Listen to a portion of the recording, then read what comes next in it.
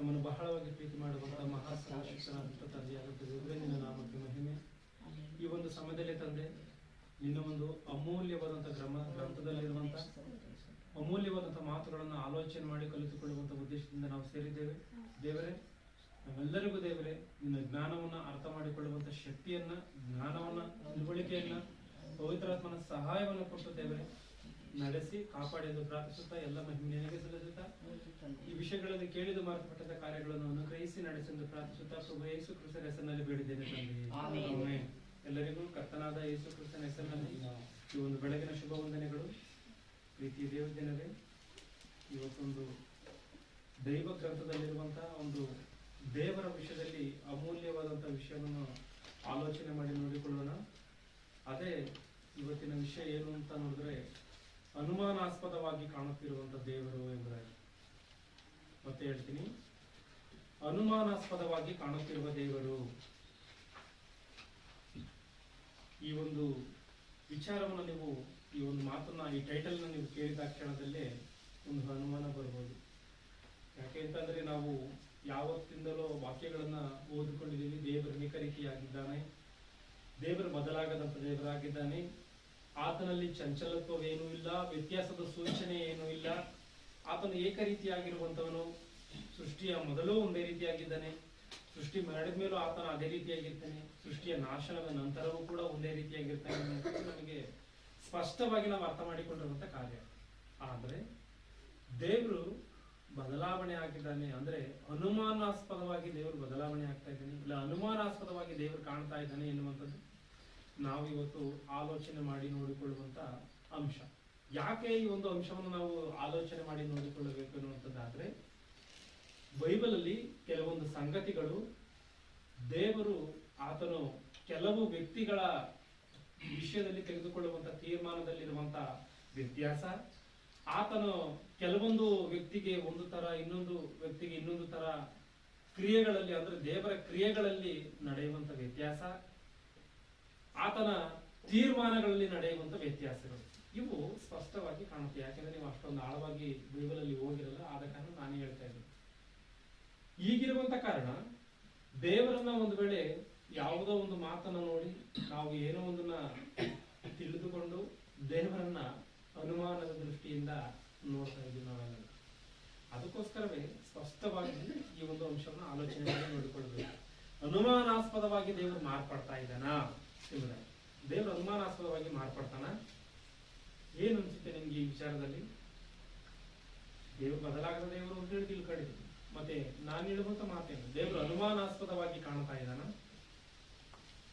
ನಾವು ಒಬ್ಬ ವ್ಯಕ್ತಿಯನ್ನು ನೋಡಿ ಹೇಳ್ತಿರ್ತೀವಿ, ಈತನ ಮೇಲೆ ಏನಕ್ಕೂ ನನಗೆ ಡೌಟ್ ಇದೆ ಎಂಬುದಾಗಿ, ಈತನ ಮೇಲೆ ಏಕೋ ನನಗೆ ಅನುಮಾನ ಎಂಬುದಾಗಿ ಹೇಳ್ತೀವಿ. ಯಾಕೆಂದ್ರೆ ಇದು ಸರ್ವೇ ಸಾಮಾನ್ಯ. ಯಾಕೆ ಇದು ಸರ್ವೇ ಸಾಮಾನ್ಯ ಅಂದ್ರೆ, ಮನುಷ್ಯನ ಆ ರೀತಿಯಾಗಿ ಮನುಷ್ಯನ ವರ್ತನೆಗಳಿರ್ತದೆ, ಮನುಷ್ಯನ ಒಂದು ಬಿಹೇವಿಯರ್ ಇರ್ತದೆ. ಆತನು ಒಂದು ಸಮಯದಲ್ಲಿ ಒಂದು ರೀತಿಯಾಗಿ, ಇನ್ನೊಂದು ಸಮಯದಲ್ಲಿ ಇನ್ನೊಂದು ರೀತಿಯಾಗಿ, ಒಬ್ಬರ ವಿಷಯದಲ್ಲಿ ಒಂದು ರೀತಿಯಾಗಿ, ಇನ್ನೊಬ್ಬರ ವಿಷಯದಲ್ಲಿ ಇನ್ನೊಂದು ರೀತಿಯಾಗಿ ಬದಲಾವಣೆ ಆಗ್ತಾ ಇರ್ತಾನೆ ಮನುಷ್ಯ. ಅದಕ್ಕೆ ಏನ್ ಹೇಳ್ತೀವಿ, ಈತನ ಮೇಲೆ ನನಗೆ ಡೌಟ್ ಇದೆ ಎಂಬುದಾಗಿ ಹೇಳ್ತೀವಿ. ಒಂದ್ ವೇಳೆ ಒಪ್ಕೋಬಹುದು, ಮನುಷ್ಯನ ಮೇಲೆ ಆ ಮಾತನ್ನ ಹೇಳಿದಾಗ ಇನ್ನೊಬ್ಬ ಮನುಷ್ಯನ ಒಪ್ಕೋಬಹುದು, ಒಂದ್ ವೇಳೆ ಏನಾದ್ರೂ ಡೌಟ್ ಇರ್ಬೋದು ಅಂತ ಹೇಳಿ ಅನುಮಾನದಿಂದ ಆತನ ನೋಡ್ಬೋದು. ಆದ್ರೆ ದೇವರ ಮೇಲೆನೆ ಅನುಮಾನಾಸ್ಪದವಾಗಿ ಕಾಣ್ತಾ ಇರುವಂತ ದೇವರು ಅಂತ ಹೇಳಿ ಟೈಟಲ್ ಇಟ್ಕೊಂಡು ನಾವು ಮಾತಾಡ್ತಾ ಇದ್ದೀವಿ ಅಂತಂದ್ರೆ, ದೇವರನ್ನ ಅನುಮಾನವಾಗಿ ನೋಡುವಂತ ಕಾರ್ಯ ದೇವರು ಏನ್ ಮಾಡಿದ್ದಾನೆ? ದೇವರು ಏನ್ ಮಾಡಿದ್ದಾನೆ? ದೇವರು ಅನುಮಾನಾಸ್ಪದ, ಮನುಷ್ಯನು ದೇವರನ್ನ ಅನುಮಾನದ ರೀತಿಯಲ್ಲಿ ಅನುಮಾನಾಸ್ಪದವಾಗಿ ನೋಡುವಂತ ಕಾರ್ಯವನ್ನು ದೇವರು ಏನ್ ಮಾಡಿದ್ದಾರೆ? ಒಂದು ವೇಳೆ ದೇವರು ಮಾಡಿದ್ರೆ ಏನಕ್ಕೋಸ್ಕರ ಆ ರೀತಿಯಾಗಿ ಮಾಡ್ತಾರೆ? ಯಾಕೆ ದೇವರು ವ್ಯತ್ಯಾಸವಾಗಿ ಒಬ್ಬ ಮನುಷ್ಯನನ್ನು ಒಂದು ರೀತಿಯಾಗಿ, ಇನ್ನೊಬ್ಬ ಮನುಷ್ಯನನ್ನು ಇನ್ನೊಂದು ರೀತಿಯಾಗಿ ಯಾಕೆ ವ್ಯತ್ಯಾಸವಾಗಿ ನೋಡ್ತಾನೆ?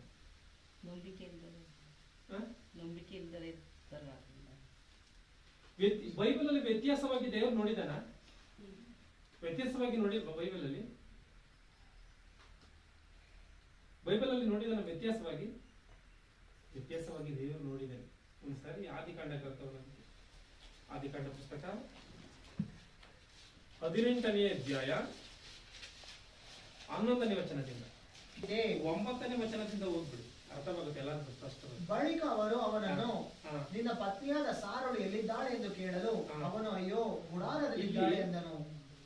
ದೇವರು ಅಬ್ರಹಾಮನ ಜೊತೆಯಲ್ಲಿ ಸಂಭಾಷಣೆ ಮಾಡುವಂತ ಸಮಯದಲ್ಲಿ ಇಲ್ಲಿ ದೇವರ ಮಾತುಗಳು ಮತ್ತೆ ಅಬ್ರಹಾಮನಿಗೂ ದೇವರಿಗೂ ಕೆಲವೊಂದು ಸಂಭಾಷಣೆ ನಡೀತಾ ಇದೆ. ಅಂತ ಒಂದು ಸಮಯದಲ್ಲಿ ಸಾರಳರು ಎಲ್ಲಿದ್ದಾಳೆ, ನಿನ್ನ ಹೆಂಡತಿ ಎಲ್ಲಿದ್ದಾಳೆ ಅಂತ ಹೇಳಿ ದೇವರ ಮಾತಿರುತ್ತೆ. ನಿನ್ನ ಪತ್ನಿಯಾದ ಸಾರಳು ಎಲ್ಲಿದ್ದಾಳೆ ಎಂದು ಕೇಳಲು ಅವನು ಹಾಗೂ ಗುಡಾರದಲ್ಲಿದ್ದಾಳೆ ಅಂದನು. ಅದಕ್ಕಾತನು ಬರುವ ವರ್ಷದ ಇದೇ ಕಾಲದಲ್ಲಿ ನಾನು ತಪ್ಪದೆ ತಿರುಗಿ ನಿನ್ನ ಬಳಿಗೆ ಬರುತ್ತೇನೆ, ಬಂದಾಗ ನಿನ್ನ ಪತ್ನಿಯಾದ ಸಾರಳಿಗೆ ಮಗನಿರುವನು ಅಂದನು. ಅಂದ್ರೆ ಸಾರಳಿಗೆ ಎಷ್ಟಾಗಿದೆ ವಯಸ್ಸು?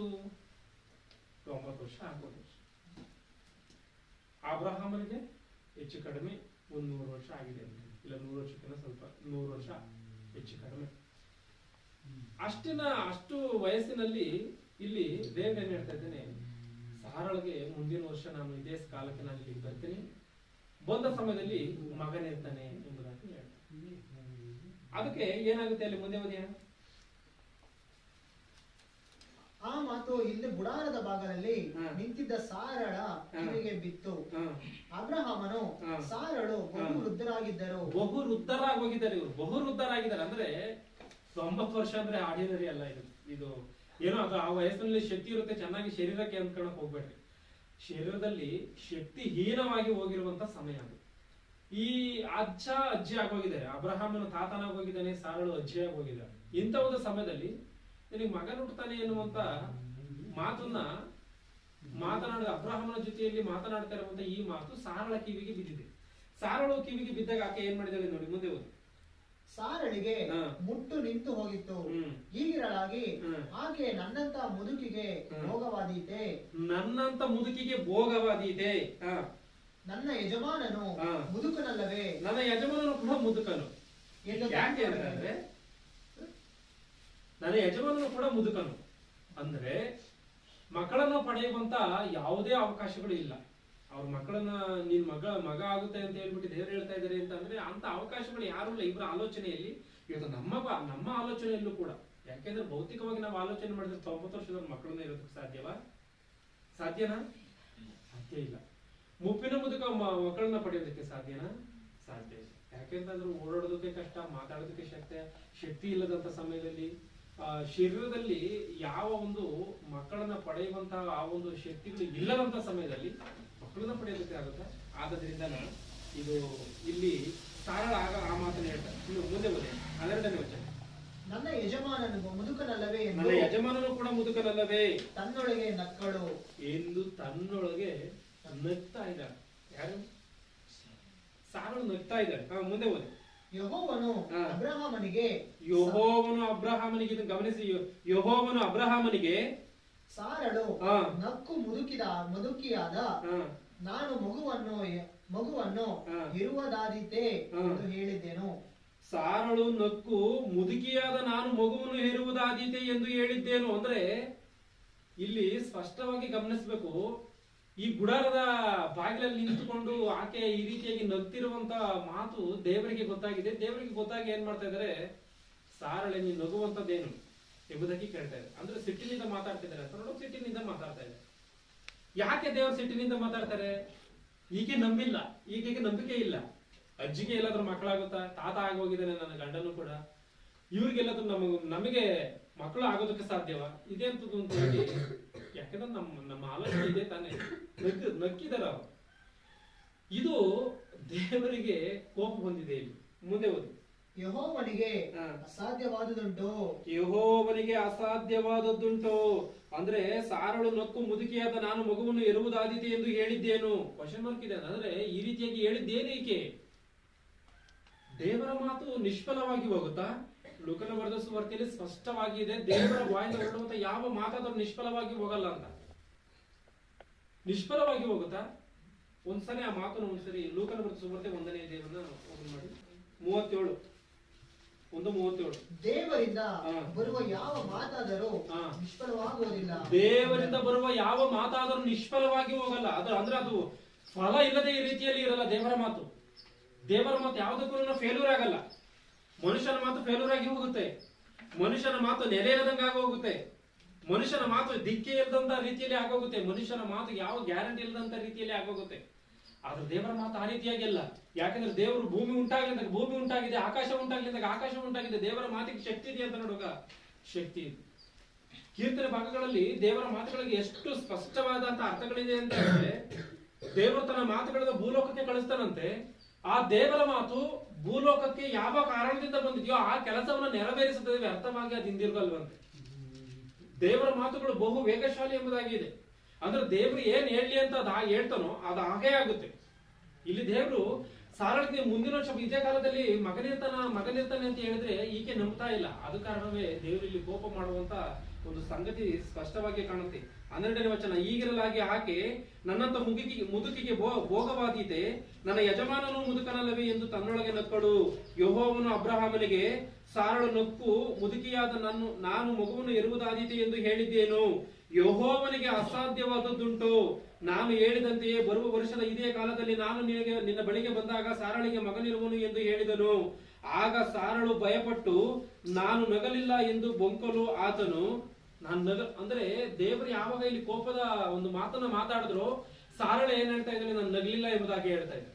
ಅದಕ್ಕೆ ದೇವರು ಏನ್ ಹೇಳ್ತಾ ಇದ್ದಾರೆ, ಆಗನ ಬೇಡಮ್ಮ, ನೀನು ನಕ್ಕದ್ದುಂಟು, ಆಗನ ಬೇಡ, ನೀನು ನಕ್ಕಿದ್ದೀಯ. ನೀನು ಅಂದ್ರೆ ದೇವರನ್ನ ನಂಬದಂತ ರೀತಿಯಲ್ಲಿ ನೀನು ವರ್ತಿಸಿದೀಯ, ನನ್ನ ನಂಬದಂತ ರೀತಿಯಲ್ಲಿ ನೀನು ವರ್ತಿಸಿದೀಯ, ಈಗ ಸುಳ್ಳು ಹೇಳ್ತಾ ಇದೆಯಾ ಎಂಬುದಾಗಿ ದೇವರು ಸಾರಳ ವಿಷಯದಲ್ಲಿ ಕೋಪದ ದೃಷ್ಟಿಯಿಂದ ಮಾತನಾಡಿದ. ಸ್ಪಷ್ಟವಾಗಿ ಕಾಣುತ್ತಾ, ಇದು ಸ್ಪಷ್ಟವಾಗಿ ಕಾಣುತ್ತೆ. ಇಲ್ಲಿ ಸ್ಪಷ್ಟವಾಗಿ ಒಂದು ವಿಚಾರ ಏನ್ ಗೊತ್ತಾಗುತ್ತೆ, ಸಾರಳು ನಕ್ಕಿದಕ್ಕೋಸ್ಕರವೇ ದೇವರು ಕೋಪ ಮಾಡ್ಕೊಂಡಿದ್ದಾರೆ. ಅಂದ್ರೆ ನನಗೆ ಅಸತ್ಯವಾದದ್ದಿದೆಯಾ, ನಾನು ಏನೋ ನೀನು ಒಂಥರ ಲೇಜಿಯಾಗಿ ಹೇಳ್ತಾ ಇದ್ದೀನಿ ಏನೋ ಅನ್ನುವಂತ ರೀತಿಯಲ್ಲಿ ನಗುತ್ತಾ ಇದೆಯಾ ಎಂಬುದಾಗಿ ಕೋಪ ಮಾಡಿಕೊಂಡಿರುವಂತ ಸಂಗತಿ ಕಾಣುತ್ತೆ. ಮತ್ತೆ ಸಾರಳು ಮಾತ್ರ ನಕ್ಕಿದಳ, ಇಲ್ಲಿ ಸಾರಳು ಮಾತ್ರ ನಕ್ಕಿದಳ, ಅಬ್ರಹಾಮನು ಆತನ ನಕ್ಕಿಲ್ವಾ? ಅಬ್ರಹಾಮನು ಕೂಡ ನಕ್ಕಿದ. ಬಹಳ ಕ್ರೈಸ್ತರಿಗೆ ತಿಳಿಯದಂತ ಸಂಗತಿ. ದೇವ್ರು ಮಗನ ಹುಡ್ತಾನೆ ಅಂತ ಹೇಳ್ತಾರೆ, ಸಾರಳು ನಕ್ಕಿದಳೆ. ಈ ವಿಚಾರ ಗೊತ್ತಿರುವಂತದ್ದು. ಅಬ್ರಹಾಮನು ಕೂಡ ನಕ್ಕಿದ್ದಾನೆ. ಒಂದ್ಸರಿ 17ನೇ ಅಧ್ಯಾಯವನ್ನು ಓಪನ್ ಮಾಡಿ, ಅದೇ ಇಂದಿನ ಒಂದು ಅಧ್ಯಾಯ 17ನೇ ಅಧ್ಯಾಯ 16-17 ಓದಿ. ಸ್ಪಷ್ಟವಾಗಿ 15ನೇ ವಚನದಿಂದ ಗಮನಿಸಿ. ಇದಲ್ಲದೆ ದೇವರು ಅಬ್ರಹಾಮನಿಗೆ, ನೀನು ಇನ್ನು ಮುಂದೆ ನಿನ್ನ ಪತ್ನಿಯನ್ನು ಸಾರಯಳೆಂದು ಕರೆಯದೆ ಸಾರಾ ಎಂದು ಕರೆಯಬೇಕು. ನಾನು ಆಕೆಯನ್ನು ಆಶೀರ್ವದಿಸಿ ಆಕೆಯಲ್ಲಿ ನಿನಗೆ ಮಗನನ್ನು ಕೊಡುವೆನು. ನಾನು ಆಕೆಯನ್ನು ಆಶೀರ್ವದಿಸಿದ್ದರಿಂದ ಆಕೆಯಿಂದ ಅನೇಕ ಜನಾಂಗಗಳು ಅರಸರು ಉತ್ಪತ್ತಿಯಾಗುವರು ಎಂದು ಹೇಳಲು ಅಬ್ರಹಾಮನು ಅಡ್ಡ ಬಿದ್ದು ನಕ್ಕು. ಅಬ್ರಹಾಮನು ನಕ್ಕಿದನ? ಅಬ್ರಹಾಮನು ಕೂಡ ನಕ್ಕಿದನೆ. ಅಬ್ರಹಾಮನು ನಕ್ಕು 100 ವರ್ಷದವನಿಗೆ ಮಗ ಹುಟ್ಟುವುದುಂಟೆ. ಇದೇ ಡೈಲಾಗ್ ಕೊಡ್ತಿದ್ದಾನ, ಸಾರಳ ಡೈಲಾಗ್ ಕೊಡ್ತಿದ್ದಾನ. ಇನ್ನು 100 ವರ್ಷದವನಿಗೆ ಮಗ ಹುಟ್ಟುವುದುಂಟೆ, 90 ವರ್ಷದವಳಾದ ಸಾರಳು ಎದ್ದಾಳೆ ಎಂದು ಮನಸ್ಸಿನಲ್ಲಿ ಅಂದುಕೊಂಡು ದೇವರಿಗೆ ಇಷ್ಮಾಯೇಲನಿದ್ದಾನಲ್ಲ, ಅಂದ್ರೆ ಆ ಒಂದು ಸಾರಳ ದಾಸಿಯ ಗರ್ಭದಲ್ಲಿ ಬಂದಂತವನೇ ಇಷ್ಮಾಯೇಲು. ಅದಕ್ಕೋಸ್ಕರ ತಾನು ಹೇಳ್ತಾನೆ, ಈತನಿಗೂ ಕೂಡ ನಂಬಿಕೆ ಇಲ್ಲದೆ ನಿನ್ನೆ ಇಷ್ಮಾಯೇಲನಿದ್ದಾನಲ್ಲ, ಈತನು ನಕ್ಕಿದ್ದಾನೆ ಅಬ್ರಹಾಮನು, ಅಬ್ರಹಾಮನು ಕೂಡ ನಕ್ಕಿದ್ದಾನೆ. ಈ ಕೆಳಗಿನ ವಚನಗಳನ್ನು ನೋಡ್ಕೊಂಡು ಹೋಗೋದಾದ್ರೆ ದೇವ್ರು ಈತನ ಮೇಲೆ ಏನಕ್ಕೆ ಕೋಪ ಮಾಡ್ಕೊಂಡಿಲ್ಲ? ಮತ್ತೆ ಸಾರಳು ನಕ್ಕಿದಾಳೆ ಅಂತ ಹೇಳಿ ದೇವ್ರು ಕೋಪ ಮಾಡ್ಕೊಂಡಿದ್ದಾರೆ. ಅಬ್ರಹಾಮನು ಕೂಡ ನಕ್ಕಿದ್ದಾನೆ. ಈ 90 ವರ್ಷದೊಳಗೆ ಮಗ ಆಗುತ್ತಾ, ನಾನೀಗ 100 ವರ್ಷ ಆಗಿದೆ ಅಂತ ಈತನು ಇದೇ ಮಾತನ್ನು ಹೇಳಿದ್ದಾನೆ. ಮತ್ತೆ ಅಬ್ರಹಾಮನ ಮೇಲೆ ಇರುವಂತ ವಿಶೇಷವಾದಂತ ಪ್ರೀತಿ ಏನು, ಸಾರಳ ಮೇಲೆ ಇರುವಂತ ದ್ವೇಷ ಏನು? ದೇವರಿಗೆ ಅನುಮಾನ ಬರ್ತಾ ಇಲ್ವ? ನಿಮ್ಗೆ ಅನುಮಾನ ಬರ್ತಾ ಇಲ್ವ? ನಮಗೇನು ಅನುಮಾನ ಬರುತ್ತೆ? ನಾವು ಮಾತಾಡ್ತಿರುವಂತ ಟೈಟಲ್ ಅದೇ, ನೀನು ಅನುಮಾನಾಸ್ಪದವಾಗಿ ಕಾಣುತ್ತಿರುವಂತ ದೇವರು ಎಂಬುದಾಗಿ. ಅಂದ್ರೆ ದೇವರು ಅನುಮಾನವಾಗಿ ಕಾಣ್ತಾ ಇಲ್ವಾ? ಸಾರಳ ವಿಷಯದಲ್ಲಿ ನೀನು ನಕ್ಕಿದೀಯಾ? ನೀನು ಏನ್ ಈ ರೀತಿಯಾಗಿ ಮಾತಾಡ್ತಾ ಇದೀಯಾ? ನನಗೆ ಅಸಾಧ್ಯವಾದದ್ದಿದೆಯಾ ಎಂಬುದಾಗಿ ದೇವರು ಸಿಟ್ಟಿನಿಂದ ಮಾತಾಡಿದ್ದಾನೆ. ಅಬ್ರಹಾಮನ ವಿಷಯದನ್ನು ಆತನು ನಕ್ಕಿದ್ದಾನೆ, ಆತನು ಕೂಡ ಅದೇ ಮಾತನ್ನು ಮತ್ತೆ ಏನಕ್ಕೆ ಆತನ ವಿಷಯದಲ್ಲಿ, ಅಬ್ರಹಾಮನ ವಿಷಯದಲ್ಲಿ ದೇವರು ಸಿಟ್ಟಿನಿಂದ ಮಾತಾಡಿಲ್ಲ, ಇಲ್ಲ ಕೋಪದ ಮಾತನ್ನ ಏನಾದ್ರೂ ಹೇಳಿಲ್ಲ? ಆಲೋಚನೆ ಮಾಡ್ತೀರಾ ಇದನ್ನ? ಏನಕ್ಕೆ? ಮತ್ತೆ ಇಲ್ಲಿ ದೇವರ ಮೇಲೆ ಅನುಮಾನ ಬರ್ತಾ ಇಲ್ಲ ನಿಮ್ಗೆ? ಏನಕ್ಕೆ ದೇವರು ಒಂದ್ ವೇಳೆ ಈ ರೀತಿಯಾಗಿ ಮಾಡಿರ್ಬೋದು?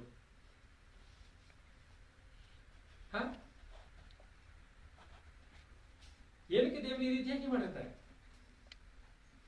ಅನುಮಾನಾಸ್ಪದವಾಗಿ ದೇವರು ಕಾಣ್ತಾ ಇದ್ದಾನೆ. ಇನ್ನೊಂದು ಸಂಗತಿಯನ್ನು ನೋಡ್ರಿ, 1 ಸಮುವೇಲ 6ನೇ ಅಧ್ಯಾಯ 19ನೇ ವಚನ.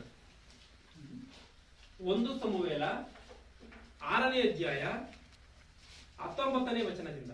ಬೇತ್ಷೆಮೆಷಿನವರು ಯೆಹೋವನ ಮಂಜೂಷದಲ್ಲಿ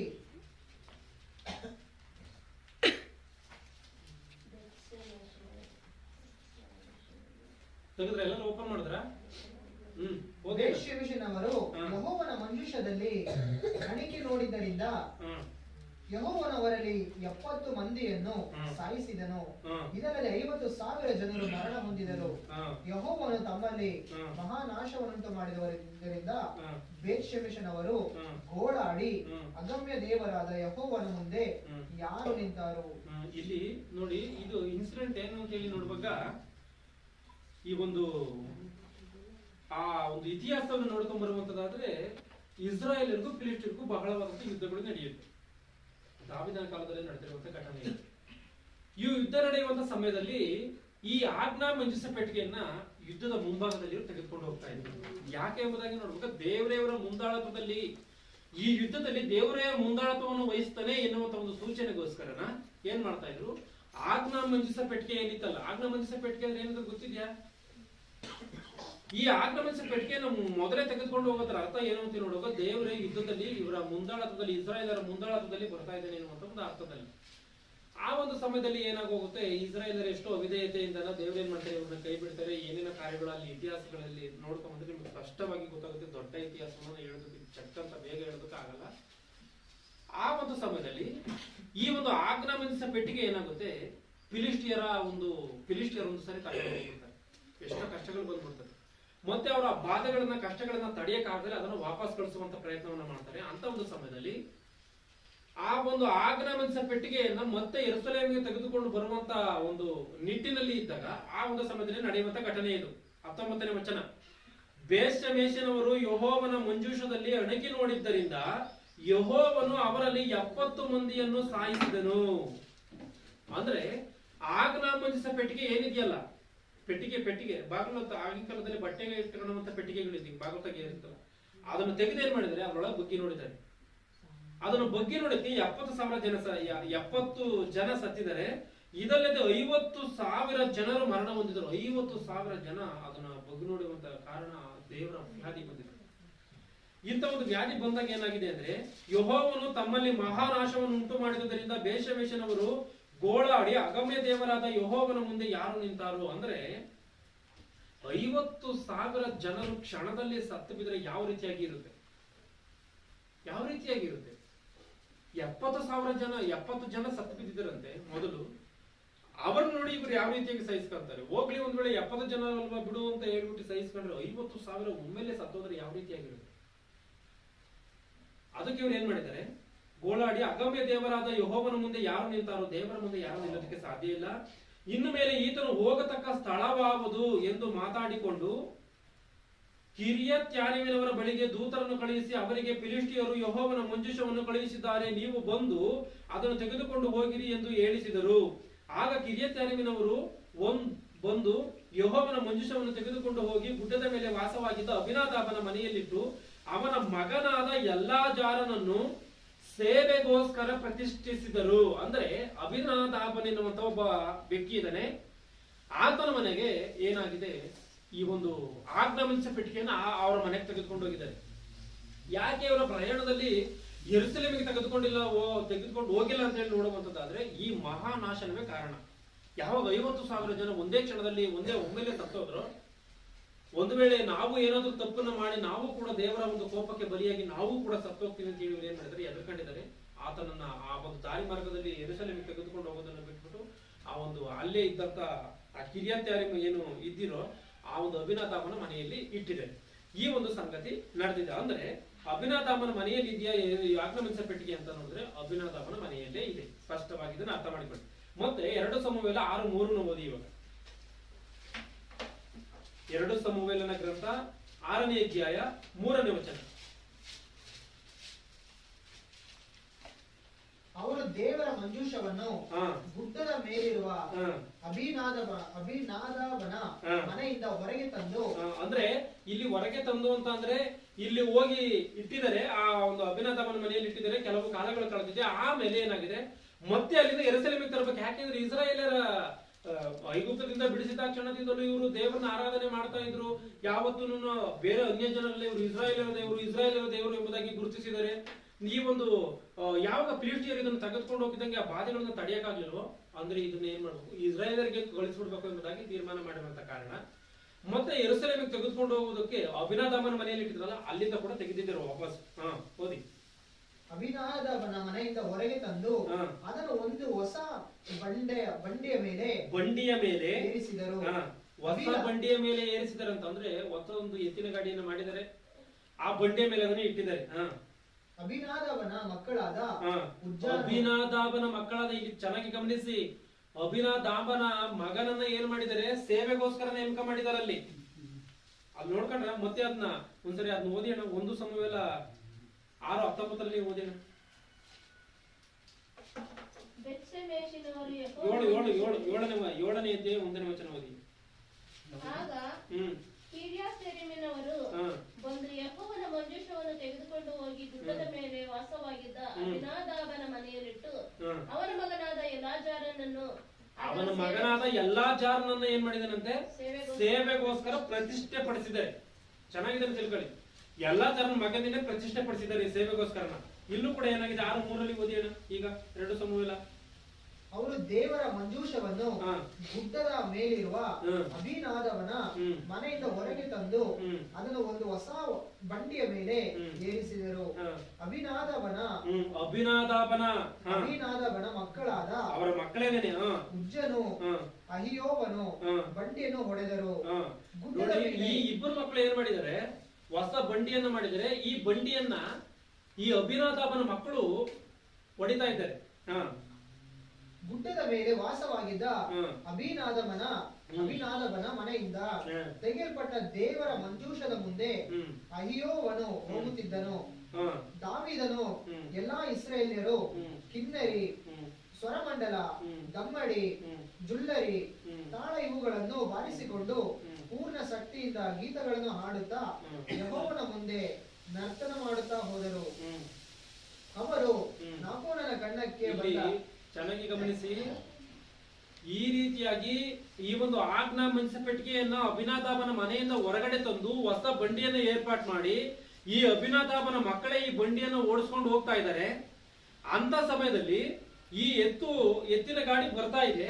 ಈ ಗಾಡಿ ಬರುವಂತ ಸಮಯದಲ್ಲಿ 6ನೇ ವಚನದಲ್ಲಿ ಏನಾಗಿದೆ ನೋಡಿ. ಯೆಹೋವನ ಮುಂದೆ ನರ್ತನ ಮಾಡುತ್ತಾ ಹೋದರು. ಅವರು ನಾಕೋನನ ಕಣಕ್ಕೆ ಬಂದಾಗ ಎತ್ತುಗಳು ಎಡವಿದ್ದರಿಂದ ಉಜ್ಜನು ಕೈಚಾಚಿ ದೇವರ ಮಂಜೂಷವನ್ನು ಹಿಡಿದನು. ಯಾರ್ಯಾರು ಗಾಡಿ ಹೊಡಿತಾ ಇರೋದು? ಅಭಿನಾದಾಬನ ಮಕ್ಕಳೇನೇನೆ. ಅಭಿನಾದಾಬನ ಮಕ್ಕಳ್ಯಾರು? ಉಜ್ಜನು ಅದರಲ್ಲಿ ಒಬ್ಬ ಇದ್ದಾನೆ. ಈ ಉಜ್ಜನನ್ನ ಇನ್ನೊಬ್ಬ ಮಗನು ಏನ್ ಮಾಡಿದ್ದಾರೆ, ಬಂಡಿಯನ್ನು ಹೊಡ್ಕೊಂಡ್ ಬರ್ತಾ ಇದ್ದಾರೆ. ಆ ನಾಕೋನನ್ನ ಕಣಕ್ಕೆ ಬಂದಾಗ ಎತ್ತುಗಳು ಏನ್ ಮಾಡಿದವೆ, ಮುಗ್ಗರಿಸಿದವೆ. ಗಾಡಿಯಲ್ಲಿ ಬಂದಿದ್ದಂತ ಎತ್ತುಗಳು ಮುಗ್ಗರಿಸಿದಂತ ಸಮಯದಲ್ಲಿ ದೇವರ ಮಂಜೂಷ ಕೆಳಗೆ ಬಿದ್ದೋಗುತ್ತೆ ಅಂತ ಉಜ್ಜನ ಏನ್ ಮಾಡಿದಾನೆ, ಉಜ್ಜನು ಕೈ ಚಾಚಿ, ಇಲ್ಲಿ 6ನೇ ವಚನ, ಅವರು ನಾಕೋನನ್ನ ಕಣಕ್ಕೆ ಬಂದಾಗ ಎತ್ತುಗಳು ಎಡವಿದ್ದರಿಂದ ಉಜ್ಜನು ಕೈ ಚಾಚಿ ದೇವರ ಮಂಜೂಷವನ್ನು ಹಿಡಿದನು. ಎತ್ತು ಎಡವಿದವೆ, ಮಂಜೂಷ ಕೆಳಗೆ ಬಿದ್ದೋಗುತ್ತೆ ಅಂತ ಏನ್ ಮಾಡಿದಾನೆ, ಉಜ್ಜನು ಕೈ ಚಾಚಿ ಮಂಜೂಷವನ್ನು ಹಿಡಿದಿದೆ. ಈತನ್ ಮಾಡಿದ ತಪ್ಪ, ಉಜ್ಜನ್ ಮಾಡಿದ ತಪ್ಪ, ಸರಿನಾ? ಎತ್ತುಗಳು ಮುಗ್ಗರಿಸಿದವೆ. ಆಜ್ಞಾ ಮಂಜೂಷ ಪೆಟ್ಟಿಗೆ ಕೆಳಗೆ ಬಿದ್ದೋಗುತ್ತೆ, ಮುಗ್ಗರಿಸಿದ್ರೆ ಎತ್ತು. ಆಜ್ಞಾ ಮಂಜೂಷ ಪೆಟ್ಟಿಗೆ ಕೆಳಗೆ ಬಿದ್ದೋಗ್ಬಾರ್ದು ಅಂತ ಇದನ್ನ ಏನ್ ಮಾಡಿದಾನೆ, ಹಿಡ್ಕೊಂಡಿದ್ದಾನೆ. ಈತನ್ ಮಾಡಿದ್ದು ತಪ್ಪಲ್ವಾ?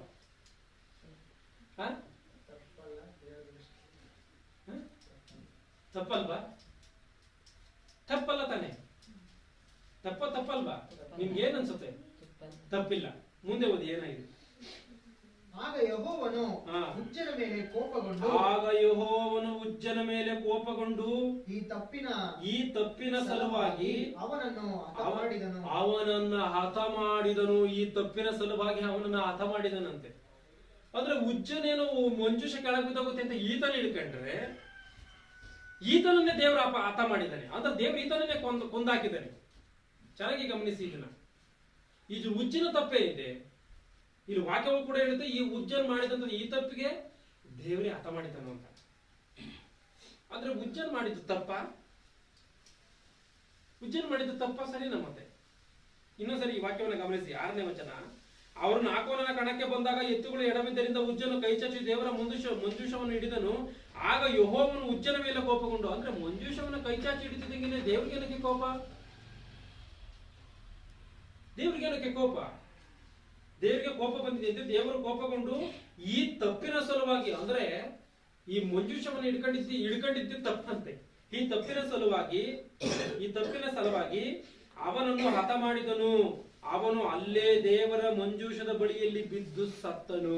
ಮಂಜೂಷದ ಬಳಿಯಲ್ಲಿ ಬಿದ್ದು ಏನ್ ಮಾಡಿದಾನೆ? ಉಜ್ಜನು ಸತ್ತೋಗಿದ್ದಾನೆ. ಯೆಹೋವನು ಉಜ್ಜನನ್ನು ಮುರಿದು ಬಿಟ್ಟದರಿಂದ ದಾವೀದನು ಉರಿಗೊಂಡು. ಇಲ್ಲಿ ಆಗಿರುವಂತಹ ಸಂಗತಿಯನ್ನು ನೋಡಿ. ಯಾವಾಗ ದೇವರು ಉಜ್ಜನನ್ನ ಕೊಂದಾಕದ್ನೋ ದಾವೀದನಿಗೆ ಕೋಪ ಬಂದಿತ್ತು. ಏನಂತ? ಯೆಹೋವನು ಉಜ್ಜನನ್ನು ಮುರಿದು ಬಿಟ್ಟದ್ದರಿಂದ ದಾವೀದನು ಉರಿಗೊಂಡು ಆ ಸ್ಥಳಕ್ಕೆ ಪೆರೇಚ್ ಉಜ್ಜ ಎಂದು ಹೆಸರಿಟ್ಟನು. ಅದಕ್ಕೆ ಇಂದಿನವರೆಗೂ ಅದೇ ಹೆಸರಿರುತ್ತದೆ. ಆ ದಿವಸ ದಾವೀದನು ಯೆಹೋವನಿಗೆ ಭಯಪಟ್ಟು ಯೆಹೋವನ ಮಂಜೂಷವನ್ನು ನಾನಿರುವಲ್ಲಿಗೆ ತೆಗೆದುಕೊಂಡು ಹೋಗುವುದು ಎಂದುಕೊಂಡು ಅದನ್ನು ದಾವೀದ ನಗರಕ್ಕೆ ತೆಗೆದುಕೊಂಡು ತರಲಲ್ಲದೆ, ಅಂದ್ರೆ ದಾವೀದ ನಗರಕ್ಕೆ ಯಾವುದು ದೇವರ ಆಜ್ಞಾಪಿಸ ಪೆಟ್ಟಿಗೆನ ತೆಗೆದುಕೊಂಡು ಹೋಗುವಂತ ದಾರಿ ಮಾರ್ಗದಲ್ಲಿ ಏನಾಗಿದೆ? ಈ ಒಂದು ಘಟನೆ ನಡೆದೋಗಿದೆ. ಎತ್ತುಗಳು ಮುಗುರಿಸಿದವೆ, ಉಜ್ಜನ ಕೈ ಚಾಚಿ ಹಿಡಿದಿದ್ದಾರೆ, ಉಜ್ಜನ ಮೇಲೆ ಕೋಪಗೊಂಡು ದೇವರು ಕೊಂದಾಕಿದ್ದಾರೆ.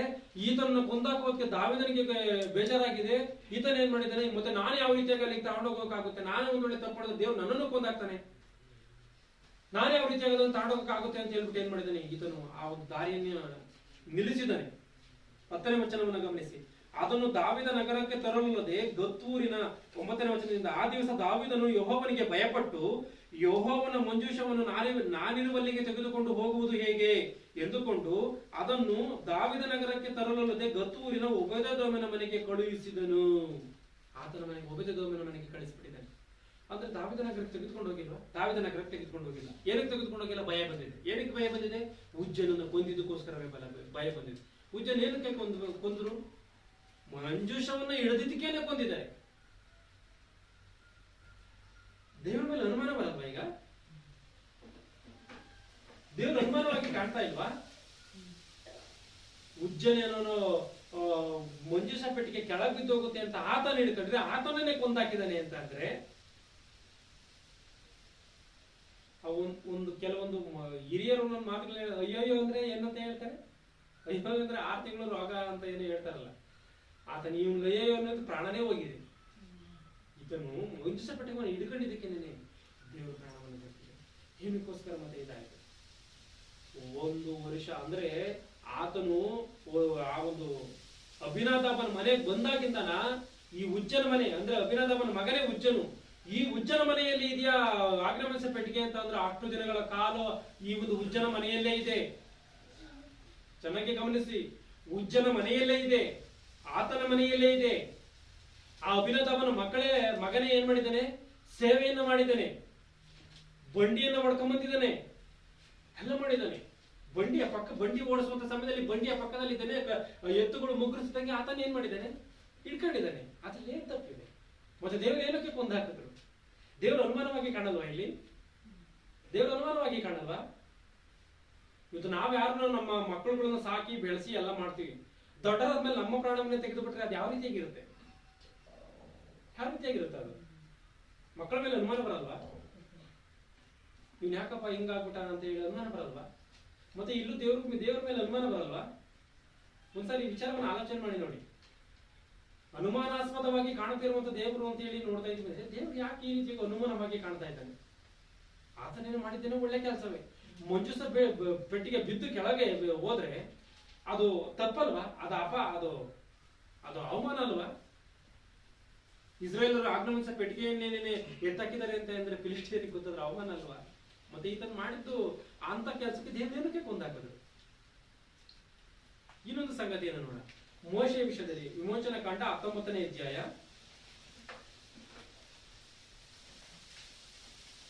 ವಿಮೋಚನ ಕಾಂಡ 19ನೇ ಅಧ್ಯಾಯ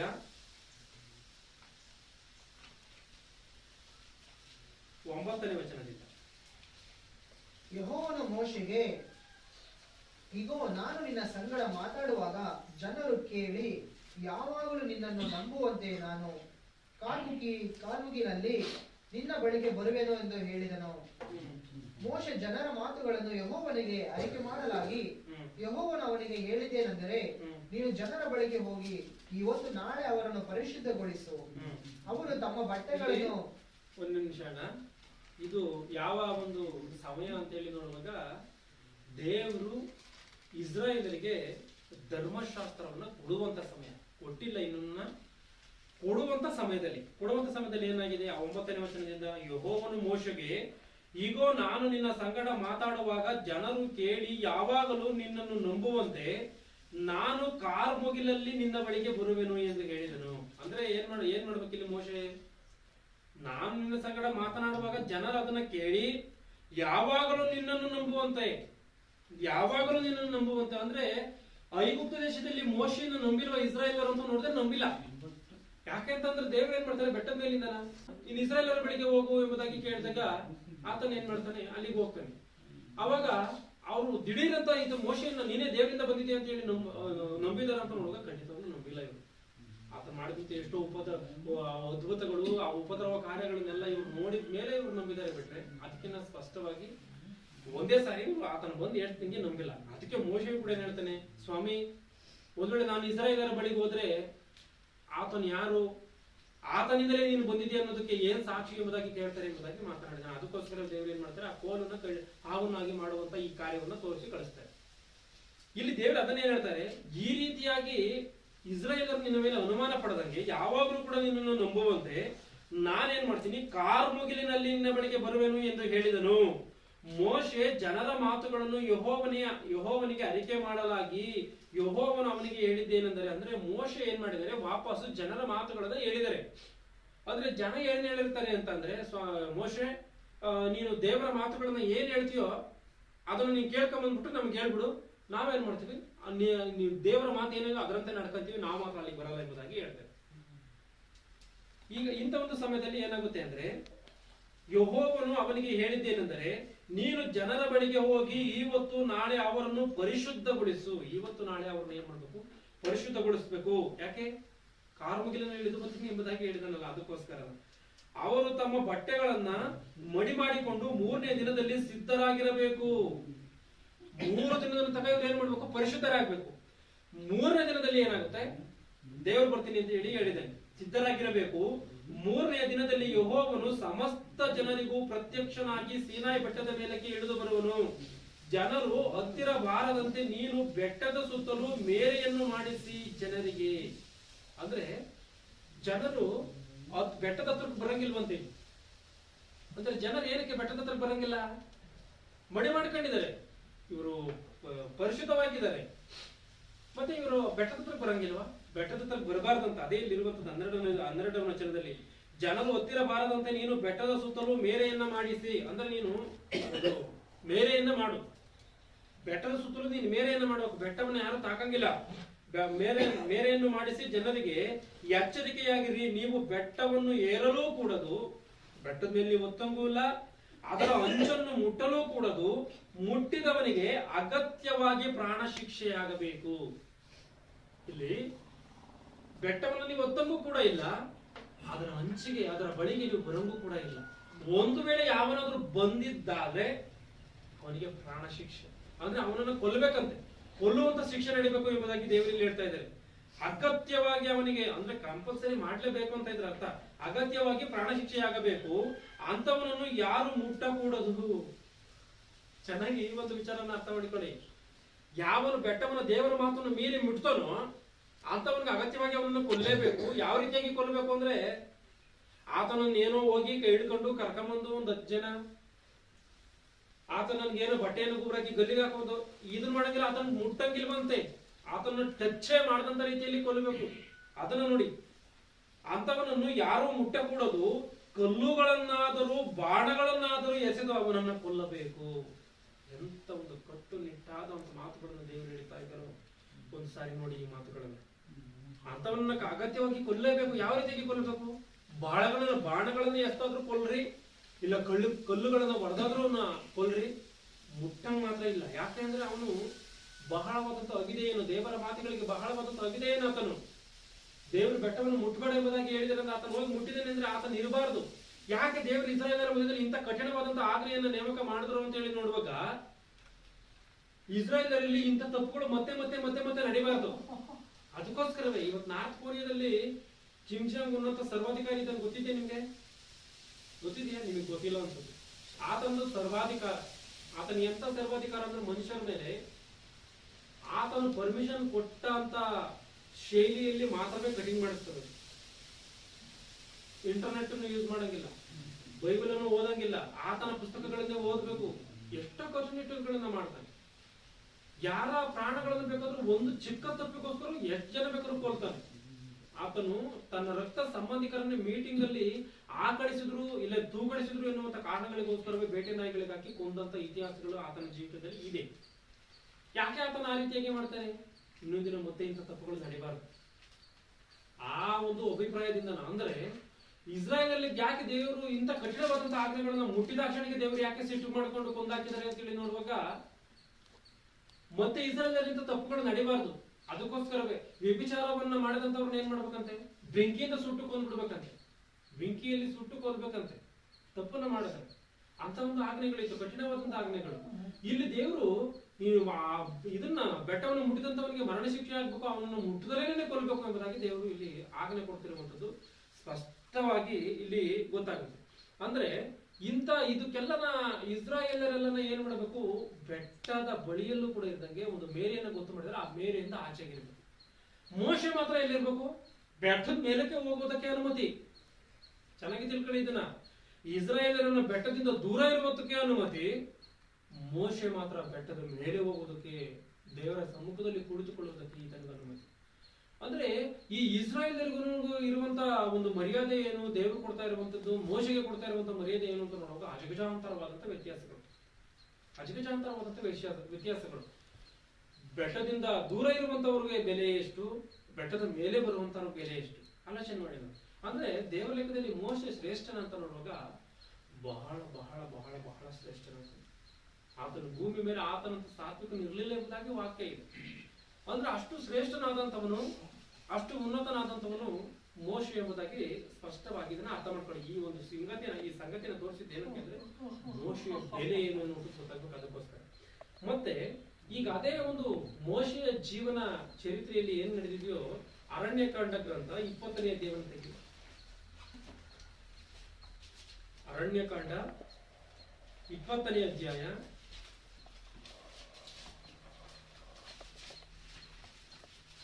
9ನೇ ವಚನದಿಂದ. ಯೆಹೋವನು ಆಜ್ಞಾಪಿಸದಂತೆಯೇ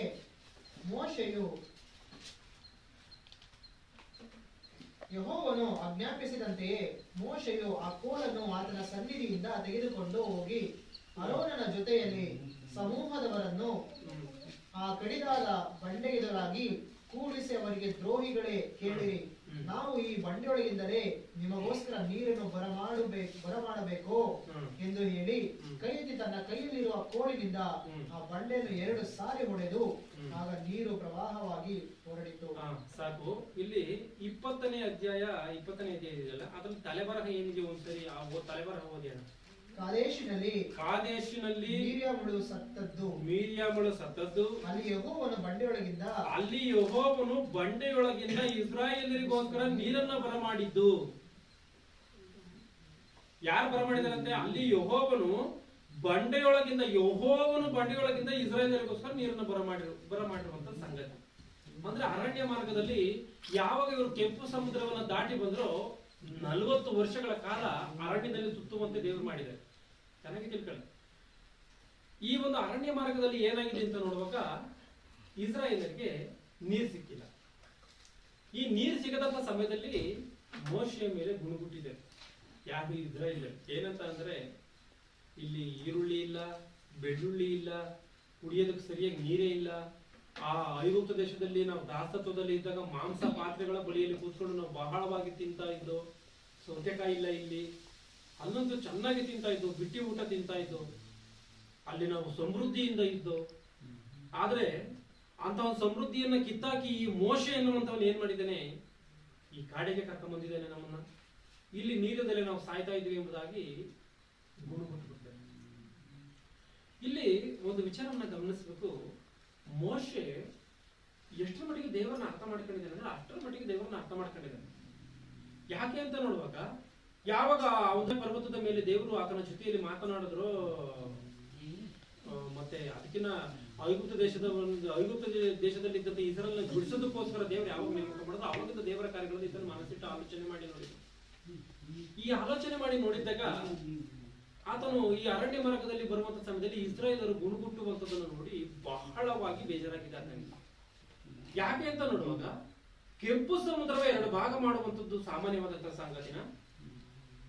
ಸಂಗತಿನ ಇವತ್ತಿಗೂ ಸಮುದ್ರದ ಒಳಗಡೆ ಏನಿದೆಯೋ ಎನ್ನುವಂಥದ್ದನ್ನ ಸಂಪೂರ್ಣವಾಗಿ ವಿಜ್ಞಾನಿಗಳು ತಿಳಿದುಕೊಳ್ಳೋದಕ್ಕಾಗಿಲ್ಲ, ಇವತ್ತಿಗೂ ಆಗಿಲ್ಲ. ಕೆಂಪು ಸಮುದ್ರದಲ್ಲಿ ಬಿದ್ದಿರುವಂತಹ ಒಂದು ಯಾವುದು ಆ ಐಗುಪ್ತ ದೇಶದ ಕಾಲದಲ್ಲಿ, ಅಂದ್ರೆ ಯಾರು ಫರೋಹನ ಒಂದು ಸಮ್ಮುಖದಲ್ಲಿ ಯುದ್ಧಗಳು ನಡೆದಾಗ ಅವರು ಆ ಸಮುದ್ರದ ಒಳಗಡೆ ಹೋಗುವಂತ ಸಮಯದಲ್ಲಿ ಆ ಒಂದು ಐಗುಪ್ತಿಯರ ಒಂದು ಸೈನಿಕರ ರಥಗಳೇನಿದೆಯೋ ಆ ರಥಗಳ ಚಕ್ರಗಳು ಇವತ್ತಿಗೂ ಕಂಡುಹಿಡಿದಿದ್ದಾರೆ. ಆ ರಥಗಳ ಚಕ್ರಗಳು ಕೆಂಪು ಸಮುದ್ರದಲ್ಲಿ ಇವತ್ತಿಗೂ ತಾಳದಲ್ಲಿರುವಂತಹ ಫೋಟೋಗಳನ್ನು ತೆಗೆದಿದ್ದಾರೆ. ಆದ್ರೆ ಎಲ್ಲವನ್ನ ಪರಿಶೀಲನೆ ಮಾಡಿದ್ದಾರೆ ಅಂದ್ರೆ ಪರಿಶೀಲನೆ ಮಾಡಿಲ್ಲ. ಯಾಕಂದ್ರೆ ಸಮುದ್ರ ಎನ್ನುವಂಥದ್ದು ಅಷ್ಟು ದೊಡ್ಡ ಸಮುದ್ರ ಎರಡು ಭಾಗವಾಗುವಂತೆ ದೇವರು ಮಾಡಿದ್ದಾರೆ ಅಂದ್ರೆ ಸಾಮಾನ್ಯವಾದ ಸಂಗತಿ ಅಲ್ಲ. ಐಗುಪ್ತ ದೇಶದಲ್ಲಿ ನದಿಗಳಲ್ಲಿದ್ದಂತ ನೀರು ರಕ್ತವಾಗುವಂತೆ ಬದಲಾಗಿದೆ ಅಂತ ಹೇಳಿದ್ರೆ ಇದು ಸಾಮಾನ್ಯವಾದಂತಹ ಸಂಗತಿ ಅಲ್ಲ. ಇಸ್ರಾಯೇಲರು ಇವೆಲ್ಲ ಕಾರ್ಯಗಳನ್ನ ಮನಸ್ಸಿಟ್ಟು ಆಲೋಚನೆ ಮಾಡದಲ್ಲೇ ಇದ್ರು ಕೂಡ ಮೋಶೆ ಈ ಕಾರ್ಯಗಳನ್ನು ಆಲೋಚನೆ ಮಾಡಿ ನೋಡಿದ್ದಾನೆ. ದೇವರ ಶಕ್ತಿ ಏನು ಅಂತ ಹೇಳಿ ಆತನು ತಿಳ್ಕೊಂಡಿದ್ದಾನೆ. ದೇವರ ಶಕ್ತಿ ಏನು ಅಂತ ಆತನು ತಿಳ್ಕೊಂಡಿದ್ರೆ ಆತನು ಏನ್ ಮಾಡಿದ್ದಾನೆ, ಎಷ್ಟೋ ಪ್ರಾರ್ಥನೆಗಳನ್ನ ಇಸ್ರಾಯೇಲರು ತಪ್ಪುಗಳನ್ನು ಮಾಡುವಂತದ್ದು ಆ ಈ ನೀರಿನ ಸಂಗತಿಯಲ್ಲಿ ಮಾತ್ರವೇ ಅಲ್ಲ, ಎಷ್ಟೋ ಅದಕ್ಕಿಂತ ಮುಂಚಿತವಾಗಿ ಎಷ್ಟೋ ಕಾರ್ಯಗಳಲ್ಲಿ ಅವರು ಗಲಿಬಿಲಿಗಳನ್ನ ಎದುರಿಸಿದ್ದಾರೆ. ಈ ಒಂದು ದೇವರ ಒಂದು ಸೇವೆಗಳ ವಿಷಯದಲ್ಲಿ ಆಗಿರ್ಬೋದು, ಇನ್ನೊಂದರ ವಿಷಯದಲ್ಲಿ ಆಗಿರ್ಬೋದು, ಮತ್ತೊಂದರ ವಿಷಯವಾಗಿ ಮಾತಾಡಿದ್ದಾರೆ. ಆವಾಗ ದೇವರು ಏನ್ ಮಾಡಿದ್ದಾರೆ, ಎಷ್ಟೋ ಸರಿ ಕೋಪ ಮಾಡ್ಕೊಂಡು, ಮೋಶೆ ನೀನು ಪಕ್ಕಕ್ಕೆ ಬಾ, ನಾನು ಇವ್ರು ಏನ್ ಮಾಡ್ತೀನಿ, ಒಂದೇ ಕ್ಷಣದಲ್ಲಿ ನಿರ್ನಾಮ ಮಾಡ್ತೀನಿ, ಒಂದೇ ಕ್ಷಣದಲ್ಲಿ ನಾನು ಏನ್ ಮಾಡ್ತೀನಿ, ಇವ್ರನ್ನ ಸಂಹಾರ ಮಾಡ್ತೀನಿ, ನಿನ್ನಿಂದಲೇ ಒಂದು ಹೊಸ ಜನಾಂಗ ಉಂಟಾಗುವಂತೆ ಮಾಡ್ತೀನಿ ಎಂಬುದಾಗಿ ಹೇಳಿದೆ. ಅದು ದೇವರಿಗೆ ಅಸಾಧ್ಯವಾದ ಕಾರ್ಯವಲ್ಲ, ಮಾಡೇ ಮಾಡ್ತಾರೆ. ಮನುಷ್ಯನು ಇಲ್ಲದಂತ ಕಾಲದಲ್ಲೇನೇನು ಮನುಷ್ಯನನ್ನು ಉಂಟು ಮಾಡಿರುವಂತ ದೇವರಿಗೆ, ಮನುಷ್ಯನು ಇರುವಂತ ಕಾಲದಲ್ಲಿ ಮನುಷ್ಯನನ್ನು ಹೆಚ್ಚಾಗುವಂತೆ ಮಾಡುವಂಥದ್ದು ದೇವರಿಗೆ ದೊಡ್ಡ ಕೆಲಸ ಅಲ್ಲ. ಅದಕ್ಕೆ ಆ ಬಹುತೇಕ ಇರುವಂತ ಇಸ್ರಾಯೇಲನ್ನೆಲ್ಲ ಸಂಹಾರ ಮಾಡ್ತೀನಿ, ನಿನ್ನಿಂದಲೇ ಹೊಸ ಜನಾಂಗವಾಗುವಂತೆ ಮಾಡ್ತೀನಿ ಎಂಬುದಾಗಿ. ಅವಾಗ ಮೋಶೆ ಏನಂತ ಪ್ರಾರ್ಥನೆ ಮಾಡಿದ್ರೆ, ಸ್ವಾಮಿ ಬೇಡ ಬೇಡ ಬೇಡ, ನೀನು ಇಸ್ರಾಯೇಲನ್ನ ಕೊಲ್ಲಬಾರದು. ನೀನ್ ಇಸ್ರಾಯೇಲ್ ಒಂದ್ ವೇಳೆ ನೀನು ಕೊಂದ್ರೆ ಬೇರೆ ಎಲ್ಲಾ ಜನಾಂಗಗಳು ಏನ್ ಮಾಡ್ತಾರೆ, ಇಸ್ರಾಯೇಲರನ್ನ ಕೊಲ್ಲೋದಕ್ಕೋಸ್ಕರವೇ ಆ ಒಂದು ಇಸ್ರಾಯೇಲರ ದೇವರು ಏನ್ ಮಾಡಿದಾನೆ, ಅರಣ್ಯಕ್ಕೆ ಕರ್ಕೊಂಡು ಹೋಗಿದ್ದಾನೆ ಎನ್ನುವಂತ ಮಾತನ್ನ ಹೇಳ್ತಾರೆ. ಆದ್ರಿಂದ ನೀವು ಕೊಲ್ಲಬಾರದು ಅಂತ. ಈಗ ಚೆನ್ನಾಗಿ ಒಂದು ವಿಚಾರವನ್ನ ಅರ್ಥ ಮಾಡಿಕೊಳ್ಳಿ. ಒಂದು ವೇಳೆ ಇಸ್ರಾಯೇಲರನ್ನ ದೇವರು ಕೊಂದು ಅವರು ಒಂದ್ ಬೇರೆ ಅನ್ಯ ಜನಾಂಗಗಳು ದೇವರು ಕೊಲ್ಲೋದಕ್ಕೋಸ್ಕರವೇ ಕರ್ಕೊಂಡು ಹೋಗಿದ್ದಾನೆ, ಇಸ್ರಾಯೇಲರನ್ನ ಕೊಲ್ಲೋದಕ್ಕೋಸ್ಕರವೇ ದೇವರು ಆ ಐಗುಪ್ತ ದೇಶದಲ್ಲಿ ಇದ್ದಂತವ್ರನ್ನ ಕರ್ಕೊಂಡು ಅರಣ್ಯಕ್ಕೆ ಕರ್ಕೊಂಡು ಹೋಗಿದ್ದಾನೆ ಅಂತ ಹೇಳಿದ್ರೆ ದೇವ್ರಿಗೆ ಏನಾದ್ರು ಸಮಸ್ಯೆನಾ? ದೇವ್ರಿಗೆ ಏನಾದ್ರು ಸಮಸ್ಯೆನಾ? ಈಗ ನೀವು ಒಳ್ಳೆ ನೀತಿವಂತರಾಗಿ ಬದುಕ್ತಿರ್ತೀರಾ, ಯಾರು ನಿಮ್ಮ ಮೇಲೆ ಇಲ್ಲದ ಆಪಾದವನ್ನು ಹೊರಿಸ್ಬಿಡ್ತಾರೆ ಅಂತ ಹೇಳಿ ನಿಮಗೆ ಏನನ್ನ ಸಮಸ್ಯೆನಾ? ಇಲ್ವಾ? ಏನು ಸಮಸ್ಯೆ? ಯಾಕೆಂದ್ರೆ ನಾವು ಅಂತ ತಪ್ಪನೇನು ಮಾಡಿದ ಹಾಗಾಗಿ ದೇವ್ರು ಅಂತ ತಪ್ಪನೇನು ಮಾಡಲ್ಲ. ಸಾಯಿಸ್ಬೇಕು ಅಂತಲೇ ಏನು ಕರ್ಕೊಂಬಂದಿಲ್ಲ, ಇಸ್ರಾಯೇಲರನ್ನ ಸಾಯಿಸ್ಬೇಕು ಅಂತಾನೆ ಕರ್ಕೊಂಬಂದಿಲ್ಲ. ಇವ್ರು ಮಾಡುವಂತ ಅವಿಧೇಯತೆಗೋಸ್ಕರ ಅವ್ರನ್ನ ಕೊಂದಾಕಿದ್ರೆ, ಅವ್ರನ್ನ ಕೊಂದಾಕ್ದಾಗ ಬೇರೆ ಅನ್ಯ ಜನಾಂಗಗಳು ಈ ರೀತಿಯಾಗಿ ಮಾತನಾಡಿದ್ರು ದೇವ್ರಿಗೆ ಏನಾದ್ರು ಸಮಸ್ಯೆನಾ? ದೇವ್ರಿಗೆ ಏನಾದ್ರು ಸಮಸ್ಯೆ ಇಲ್ಲ. ಮತ್ತೆ ಮೋಶೆಗೆ ಏನಾದ್ರು ಸಮಸ್ಯೆ ಇಲ್ಲ? ನಾನು ಹೇಳಿದ ಮಾತು ನಿಮಗೆ ಸ್ಪಷ್ಟವಾಗಿ ಅರ್ಥವಾಗಿಲ್ಲ. ದೇವರಿಗೆ ಅನ್ಯ ಜನಾಂಗಗಳು ಆ ಮಾತನ್ನ ಮಾತನಾಡಿದ್ರೆ ದೇವ್ರಿಗೆ ಏನೋ ಸಮಸ್ಯೆ ಇಲ್ಲ ಅಂದ್ರೆ ಮೋಶೆಗೆ ಏನ್ ಸಮಸ್ಯೆ? ಸ್ವಾಮಿ ಬೇಡ, ಅವ್ರು ಆ ರೀತಿಯಾಗಿ ಮಾತಾಡ್ತಾ ಇದ್ರೆ ಮೋಶೆಗೆ ಏನ್ ಕಷ್ಟ ಅಂದ್ರೆ ಮೋಶೆ ಕೈಯಲ್ಲಿ ತಡ್ಕೊಳಕ್ಕಾಗಲ್ಲ. ಆ ಮಾತನ್ನ ಕೇಳಿ ಚೆನ್ನಾಗಿದ್ದನ್ನು ತಿಳ್ಕೋಬೇಕು. ಮೋಶೆ ಕೈಯಲ್ಲಿ ಆ ಮಾತನ್ನ ಕೇಳಿ ತಡ್ಕೊಳ್ಳೋದಕ್ಕಾಗಲ್ಲ. ಯಾಕೆ ಅಂತಂದ್ರೆ ದೇವ್ರು ಏನು ಅಂತ ಹೇಳಿ ಅರ್ಥ ಮಾಡ್ಕೊಂಡಿದ್ದೇನೆ. ದೇವರ ಅನುಮತಿ ಮೇರೆಗೆ ಎಷ್ಟೋ ಕಾರ್ಯಗಳನ್ನು, ಆತನ ಅದ್ಭುತ ಕಾರ್ಯಗಳನ್ನು ಈತನ ಕೈಯ ಮೂಲಕವಾಗಿ ನಡೆಸಿದ್ದಾನೆ. ಆದ ಕಾರಣ ದೇವ್ರಿಗೆ ಏನು ಅಂತ ಹೇಳಿ ಸ್ಪಷ್ಟವಾಗಿ ಈತನಿಗೆ ಗೊತ್ತಿದೆ. ಅದಕ್ಕೋಸ್ಕರವೇ ದೇವ್ರಿಗೆ ಏನು ಅಂತ ಹೇಳಿ ಆರ್ಕೆ ಮಾಡ್ತಾನೆ, ಸ್ವಾಮಿ ನೀನ್ ಈ ರೀತಿಯಾಗಿ ಕೊಂದಾಕ್ಬೇಡ, ನೀನ್ ಕೊಂದಾಕಿದ್ರೆ ಅವ್ರು ಆ ರೀತಿಯಾಗಿ ಮಾತಾಡ್ತಾರೆ, ಅವ್ರು ಆ ರೀತಿಯಾಗಿ ಮಾತನಾಡ್ತಿದ್ರೆ ನಿನಗೇನು ಸಮಸ್ಯೆ ಇದ್ರು ಕೂಡ ನನಗೆ ಅದನ್ನ ತಡ್ಕೊಳಕ್ ಆಗಲ್ಲ. ಯಾಕೆ ಅಂತಂದ್ರೆ ಅಪಾರವಾದಂತ ಪ್ರೀತಿ ಮೋಶೆಗೆ ದೇವರ ಮೇಲೆ. ಇಂಥ ಒಂದು ಸಮಯದಲ್ಲಿ ಮತ್ತೆ ಏನಾಗಿದೆ, ಇಸ್ರಾಯೇಲರು ದೇವರನ್ನ ದೂಷಣೆ ಮಾಡುವಂತ ಸಂಗತಿ ಮತ್ತೆ ಒದಗಿ ಬಂದಿದೆ, ನೀರಿಲ್ಲದಂತ ಕಾರಣ.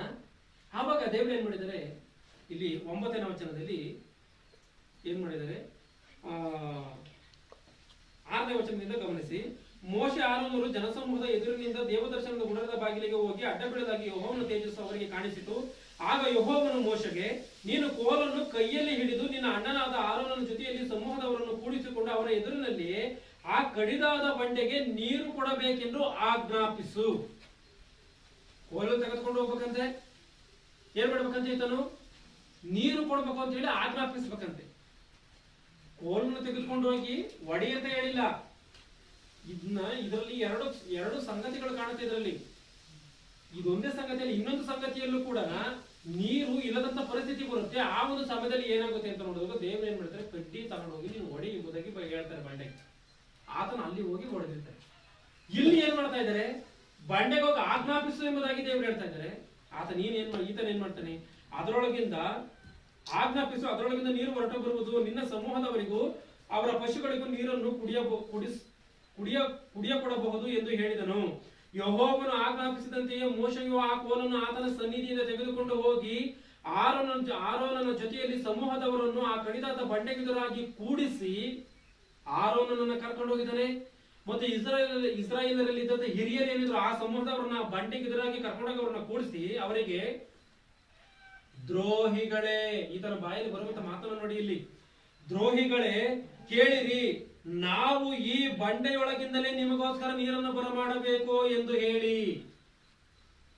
ಇದನ್ನು ಹೇಳುವಂತ ಮಾತು ಏನು? ದ್ರೋಹಿಗಳೇ, ನಾವು ಯಾರ್ಯಾರು, ಆರೋನ ಮತ್ತೆ ಮೋಶೆ ಆಗಿರುವಂತ ನಾವು ಈ ಬಂಡೆಯೊಳಗಿಂದ ನೀರನ್ನು ಬರಮಾಡಬೇಕು ಎಂದು ಹೇಳಿ ಕೈ ಎತ್ತಿ ತನ್ನ ಕೈಯಲ್ಲಿರುವ ಕೋಲಿನಿಂದ ಆ ಬಂಡೆಯನ್ನು 2 ಸಾರಿ ಹೊಡೆದನು. 2 ಸಾರಿ ಆತನು ಹೊಡೆದಿದ್ದಾನೆ.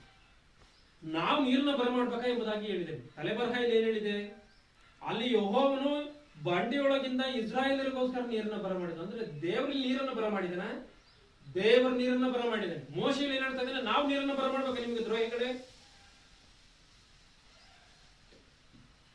ಮೋಶೆ ಆಡಿದ ಮಾತು ನ್ಯಾಯವ? ಚೆನ್ನಾಗಿ ಗಮನಿಸಿ. ಮೋಶೆ ಆಡಿದ ಮಾತು ನ್ಯಾಯವ?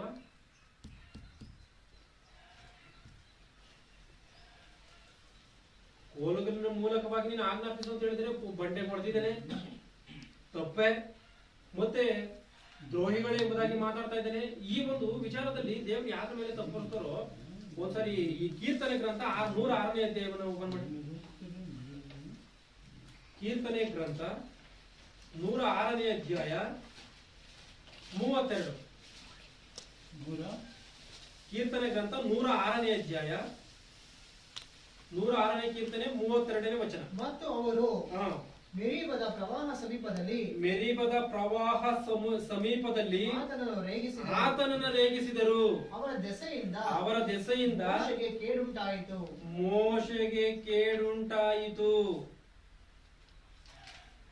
ಅವರ ದೆಸೆಯಿಂದ ಮೋಶೆಗೆ ಕೇಡುಂಟಾಯಿತು. 33. ಅವರು ದೇವರಾತ್ಮನಿಗೆ ವಿರೋಧವಾಗಿ ನಿಂತಿದ್ದರಿಂದ ಮೋಶೆ ದುಡುಕಿ ಮಾತಾಡಿದನು. ಮೋಶೆ ಏನ್ ಮಾಡಿದನು ಅಂತ ದುಡುಕಿ ಮಾತನಾಡಿದ್ದನು. ಅವರು ದೇವರಾತ್ಮನಿಗೆ ವಿರುದ್ಧವಾಗಿ ನಿಂತಿದ್ದಾರೆ. ದೇವ್ರ ನಮ್ಮನ್ನು ಸಾಯಿಸೋದಕ್ಕೆ ಕರ್ಕೊಂಡ್ ಬಂದಿದ್ದಾರೆ, ಹಂಗೆ ಹಿಂಗೆ ಅಂತೇಳಿ ಈ ರೀತಿಯಾಗಿ ವ್ಯತಿರೇಕವಾಗಿ ಮಾತಾಡ್ತಾ ಇದ್ದಾರೆ. ಈ ರೀತಿಯಾಗಿ ವ್ಯತಿರೇಕವಾಗಿ ಮಾತಾಡಿದ್ಕೆ ದೇವರಿಗೆ ವಿರುದ್ಧವಾಗಿ ಅವರು ನಿಂತಿರುವಂತ ಕಾರಣ ಮೋಶೆ ಏನ್ ಮಾಡಿದ್ದಾನೆ, ದುಡುಕಿ ಮಾತನಾಡಿದ್ದಾನೆ. ಏನನ್ನು ದುಡುಕಿ ಮಾತಾಡಿದ್ದೇನೆ?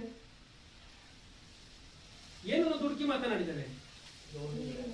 ದ್ರೋಹಿಗಳೇ, ಏನು ದ್ರೋಹಿಗಳೇ, ದ್ರೋಹಿಗಳೇ ಕೇಳಿದಿ, ನಾವು ಈ ಬಂಡೆಯೊಳಗಿಂದಲೇ ನಿಮಗೋಸ್ಕರ ನೀರನ್ನು ಬರಮಾಡಬೇಕು ಎಂದು ಹೇಳಿ ಕೈ ಎತ್ತಿ ತನ್ನ ಕೈಯಲ್ಲಿರುವ ಕೋಲಿಂದ ಆ ಬಂಡೆಯನ್ನು 2 ಸಾರಿ ಹೊಡೆದನು. ಆಗ ನೀರು ಪ್ರವಾಹವಾಗಿ ಬಂತು. ಅಂದ್ರೆ ದೇವರು ಈತನ ಮಾತಿನ ವಿಷಯದಲ್ಲಿ ಈತನ ಮೇಲೆ ತಪ್ಪನ್ನು ಹೊರಿಸಿದ್ದಾರೆ ಅಂತ ನೋಡುವಾಗ ಈತನ ಮೇಲೆ ತಪ್ಪನ್ನು ಹೊರಿಸಿದ್ದಾರೆ. ಈ ತಪ್ಪನ್ನ ಹೊರಿಸಿ ದೇವರು ಯಾವ ತೀರ್ಮಾನವನ್ನು ತೆಗೆದುಕೊಂಡಿದ್ದಾರೆ ಅಂತಾರೆ ಅಂದ್ರೆ ಧರ್ಮೋಪದೇಶ ಕಾಂಡ 3ನೇ ಅಧ್ಯಾಯವನ್ನು ತೆಗೆದು ಧರ್ಮೋಪದೇಶ ಕಾಂಡ 3ನೇ ಅಧ್ಯಾಯ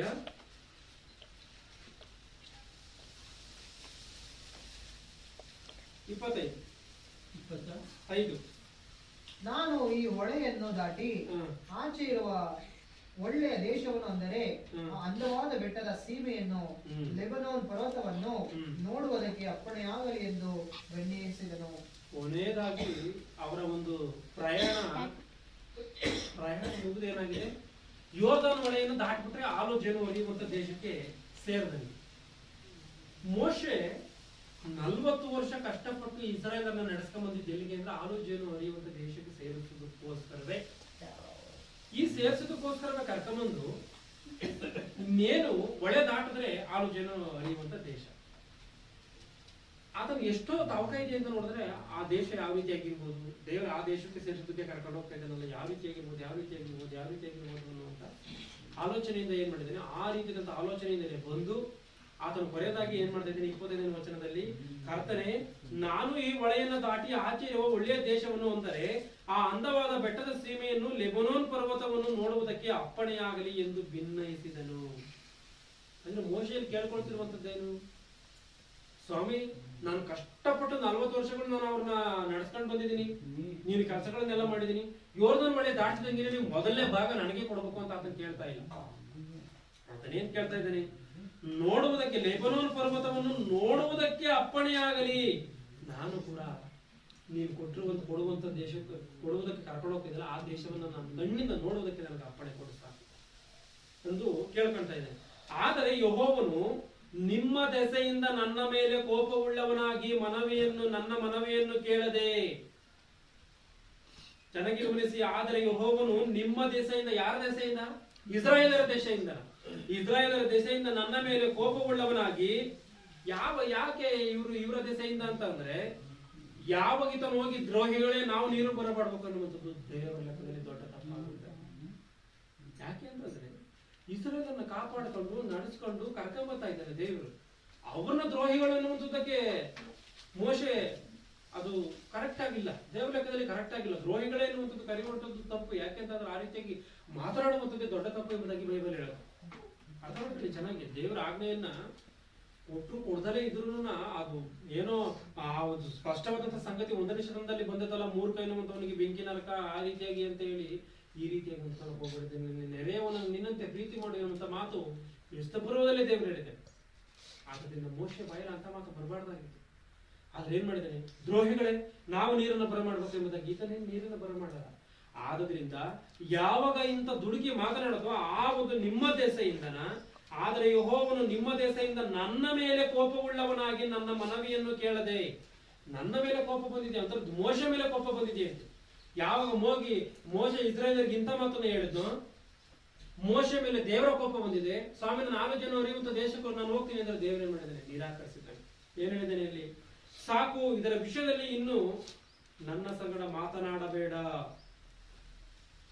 ಸಾಕು, ನೀನು ಇಲ್ಲಿ ನಿಲ್ಲಿಸ್ಬಿಡು, ಇದನ್ನು ಮಾತನಾಡಬೇಡ, ಈ ವಿಚಾರದಲ್ಲಿ ನೀನು ಮಾತನಾಡಕ್ಕೆ ಹೋಗ್ಬೇಡ. ಅಂದ್ರೆ ಹಾಲು ಜೇನು ಹರಿಯುವಂತ ದೇಶಕ್ಕೆ ಸೇರಿಸೋದಕ್ಕೋಸ್ಕರ ಮೋಶೆ ಕರ್ಕೊಂಡ್ಬಂದಿದ್ದಾನೆ.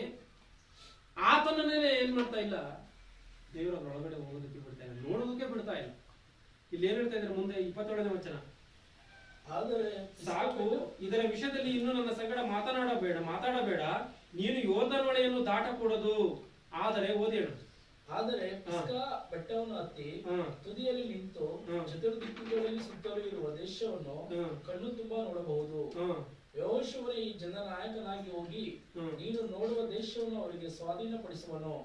ಅವನಿಗೆ ಈ ಅಧಿಕಾರವನ್ನು ಕೊಡಬೇಕು. ಅವನು ದೃಢನಾಗುವಂತೆ ಅವನನ್ನು ಪಡಿಸಬೇಕೆಂದು ಉತ್ತರ ಕೊಟ್ಟನು. ಸಾಕು. ಅಂದ್ರೆ ಅನುಮತಿ ಇಲ್ವಾ ಅಂತ ಹೇಳಿ ನೋಡುವಾಗ ಮೋಶೆಗೆ ಆ ಹಾಲು ಜೇನು ಹರಿಯುವಂತ ದೇಶಕ್ಕೆ ಕಾಲಿಡೋದಕ್ಕೆ ಅನುಮತಿ ಇಲ್ಲ. ಅಂದ್ರೆ ಈತನು ಇಸ್ರಾಯೇಲರು ಎಷ್ಟೋ ಸರಿ ತಪ್ಪನ್ನು ಮಾಡಿದ್ದಾರೆ. ಇಸ್ರಾಯೇಲರು ಎಷ್ಟೋ ಸರಿ ದೇವರ ವಿರೋಧವಾಗಿ ಗುಣಗುಟ್ಟಿದ್ರು. ಅಂತ ಒಂದು ಸಮಯದಲ್ಲಿ ಇಸ್ರಾಯೇಲರಿಗೆ ದೇವರಿಗೆ ಮಧ್ಯದಲ್ಲಿ ಈತನು ನಿಂತು ಪ್ರಾರ್ಥನೆ ಮಾಡಿದ್ದಾನೆ, ದೇವರೇ, ಒಂದ್ ವೇಳೆ ನೀನು ಇವ್ರನ್ನ ನಾಶ ಮಾಡುವಂತದ್ದಾದ್ರೆ ನಿನ್ನ ಜೀವಬದ್ಧರ ಪುಸ್ತಕದಲ್ಲಿ ಏನ್ ನನ್ನ ಹೆಸರು ಬರೆಯಲ್ಪಟ್ಟಿದ್ದಲ್ಲ ತೆಗೆದು ಬಿಡೋದನ್ನ. ಜೀವಬಾಧ್ಯರ ಪುಸ್ತಕದಲ್ಲಿ ನನ್ನ ಹೆಸರು ಬರ್ಕೊಂಡಿದೆಯಲ್ಲ ನೀನು, ಅದನ್ನ ಅಳಿಸಾಕು, ನೀನು ಇವ್ರನ್ನ ಕೊಲ್ಲುವಂತದ್ದಾದ್ರೆ. ಇವ್ರದಾಗ ಈ ರೀತಿಯಾಗಿ ಆತನ ಏನ್ ಮಾಡಿದ್ದಾನೆ, ಜೀವಬದಿರ ಪುಸ್ತಕದಲ್ಲಿ ಬರೆಯಲ್ಪಟ್ಟಿರುವಂತ ಹೆಸರನ್ನು ಅಳಿಸಿದ್ರೆ ಏನಾಗುತ್ತೆ? ಭಯಂಕರವಾದಂತ ನರಕಕ್ಕೆ ಹೋಗ್ತಾನೆ ಮನುಷ್ಯ. ಒಂದ್ ವೇಳೆ ದೇವ್ರು ಮೋಶೆ ಮಾತನ್ನ ಕೇಳಿ ದೇವ್ರು ಅಳಿಸ್ಬಿಟ್ರೆ ಮೋಶ ಭಯಂಕರವಾದಂತ ನರಕಕ್ಕೆ ಹೋಗ್ಬೇಕಾ? ಅಲ್ಲಿಗೆ ಹೋಗ್ಬೇಕು. ಅಂದ್ರೆ ಈತನ ಅಂತ ಮಟ್ಟಿಗೆ ಹೋಗಿ ದೇವ್ರನ್ನ ಬೆಳಕಂತ ಇದ್ದಾನೆ, ಇಸ್ರಾಯೇಲರಿಗೋಸ್ಕರ ಅಂತಂದು ಅಂತ ಮಟ್ಟಿಗೆ ಬೆಳಕಂತ ಇದ್ದಾನೆ, ದೇವರ ಜೊತೆಯಲ್ಲಿ ವಾದಿಸಿದ್ದಾನೆ. ಸ್ವಾಮಿ ಯಾವುದೇ ಕಾರಣಕ್ಕೂ ನೀನು ಇವ್ರನ್ನ ಕೊಲ್ಲಬಾರದು ಎಂಬುದಾಗಿ ಆತನು ಮಾತನಾಡಿದ.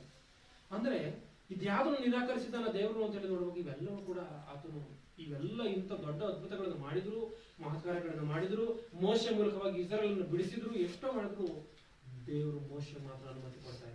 ಮತ್ತೆ ಆತನಿಗೆ ಎಷ್ಟರ ಮಟ್ಟಿಗೆ ಆತನ ಜೀವನದಲ್ಲಿ ಅಂದ್ರೆ ಆತನು ಸತ್ತ ಮೇಲೆ ಕೂಡ ಏನ್ ನಡೆದಿದೆಯೋ, ಧರ್ಮೋಪದೇಶ ಕಾಂಡ 34ನೇ ಅಧ್ಯಾಯವನ್ನು ತೆಗೆದು ಅದರಲ್ಲಿ 34ನೇ ಅಧ್ಯಾಯ 6ನೇ ವಚನವನ್ನ ನೋಡಿ.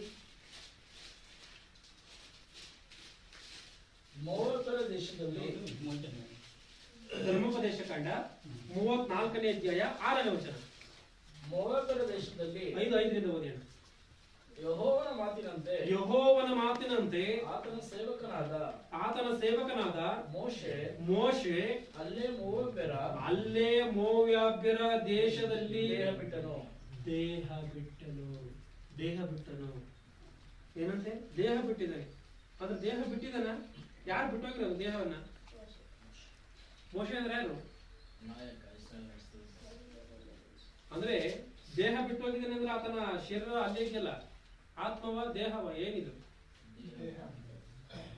ಅಂದ್ರೆ ಮೋಶೆಯ ಆತ್ಮ, ಮೋಶೆ ಎನ್ನುವಂತ ಆತ್ಮ ಆತನ ಶರೀರವನ್ನು ಬಿಟ್ಟಿದ್ದು ಅಂದ್ರೆ ಆತನ ಸತ್ತೋಗಿದ್ದಾನ, ಅಲ್ಲಿ ಸತ್ತು ಹೋಗಿದ್ದಾನೆ. ಮುಂದೆ ಓದಿ ಆರಂಭ. ಮೋವಾಬ್ಯರ ದೇಶದಲ್ಲಿ ಬೆತ್ಪೆಗೋರಿಗೆ ಎದುರಾಗಿರುವ ಕಣಿವೆಯಲ್ಲಿ ಯೆಹೋವನು ಅವನ ದೇಹವನ್ನು ಸಮಾಧಿ ಮಾಡಿದನು. ಅವನ ಸಮಾಧಿ ಎಲ್ಲಿದೆಯೋ ಇಂದಿನವರೆಗೂ ಯಾರಿಗೂ ತಿಳಿಯದು. ಸಾಕು ನೋಡಿ, ಮೋಶೆಗೆ ಆ ಒಂದು ಕಾನಾನ್ ಲೆಬನಾನ್ ನೋಡೋದಕ್ಕೆ ಅನುಮತಿ ಕೊಡದಲೇ ಇರುವಂತದ್ದು ಮಾತ್ರವೇ ಅಲ್ಲ, ಆತನ ಶವವು ಕೂಡ ಯಾರಿಗೂ ಸಿಕ್ಕಿಲ್ಲ.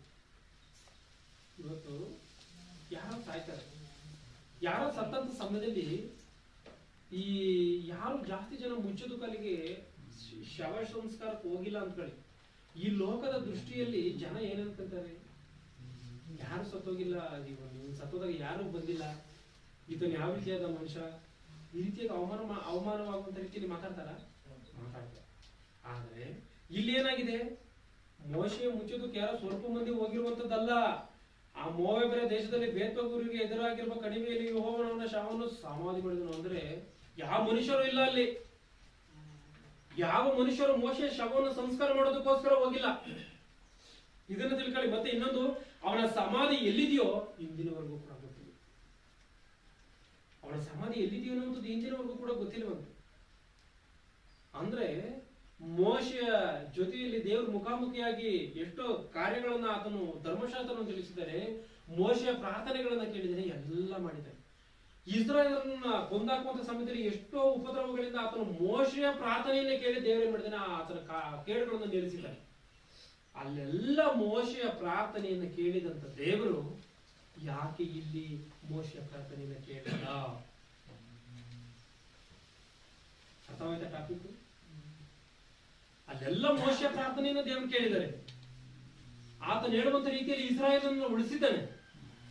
ಅಷ್ಟೆಲ್ಲ ಮಾಡಿದಂತ ದೇವರು ಏನಕ್ಕೋಸ್ಕರ ಇಲ್ಲಿ ಮೋಶೆಯ ಪ್ರಾರ್ಥನೆಯನ್ನು ಕೇಳಿ, ಹೋಗಪ್ಪ ನೀನ್ 40 ವರ್ಷದಿಂದ ನೀನು ಕಷ್ಟಪಟ್ಕೊಂಡು ಇವ್ರನ್ನೆಲ್ಲ ಕರ್ಕೊಂಡ್ಬಂದ್ಬಿಟ್ಟಿದ್ದೆ, ಒಂದ್ಸತಿ ಒಳಗೆ ಹೋಗ್ಬಿಡಪ್ಪ, ನೀನ್ ಒಳಗೆ ಹೋಗಿ ಕಾಲಿಟ್ಟು ನೀನ್ ಏನ್ ನೋಡ್ತೀಯೋ, ನಿನ್ ಕಣ್ಣ ನೋಡ್ಬೇಕನ್ನೋ ಆಸೆ ಏನಿದೆ ಅದನ್ನು ಮುಗಿಸ್ಕೊಂಡ್ಬಿಡು, ಆಮೇಲೆ ನೀನ್ ಸಾಯಿ ಎಂಬುದಾಗಿ ಆ ಒಂದು ಅನುಮತಿಯನ್ನು ಏನು ಕೊಡ್ತಾ ಇಲ್ಲ.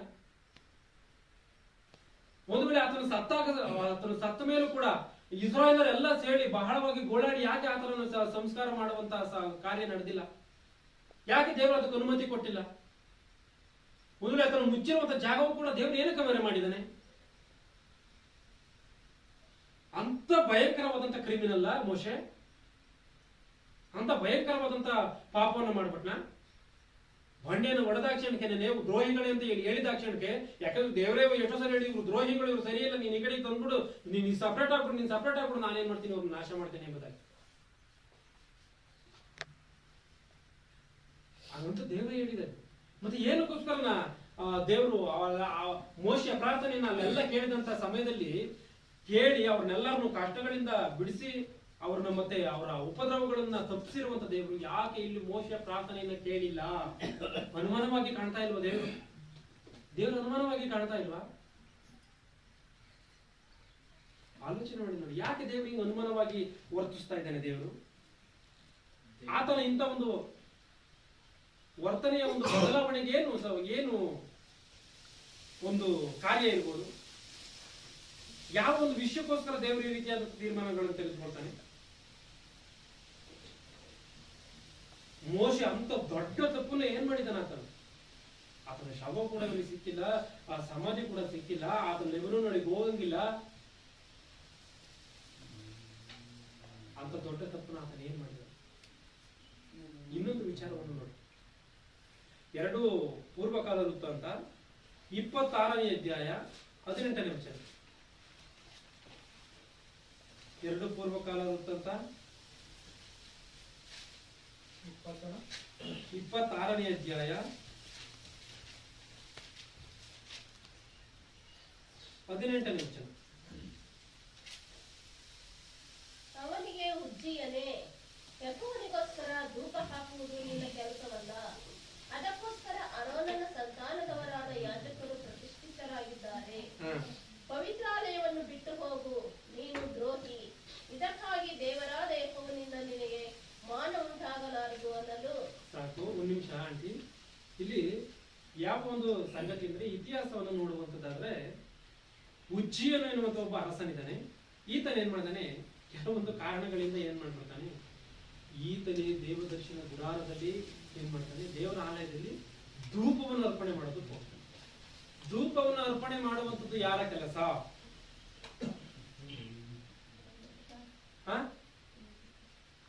ಧೂಪವನ್ನು ಅರ್ಪಣೆ ಮಾಡುವಂಥದ್ದು ಯಾರ ಕೆಲಸ? ಯಾಜಕರ ಕೆಲಸ. ಆರೋನನ ಸಂತಾನವಾಗಿರುವಂತಹ ಯಾಜಕರ ಕೆಲಸ. ಇಲ್ಲಿ 18ನೇ ವಚನದಲ್ಲಿ ಏನಾಗಿದೆ? 17ರಿಂದ ನೋಡಿ.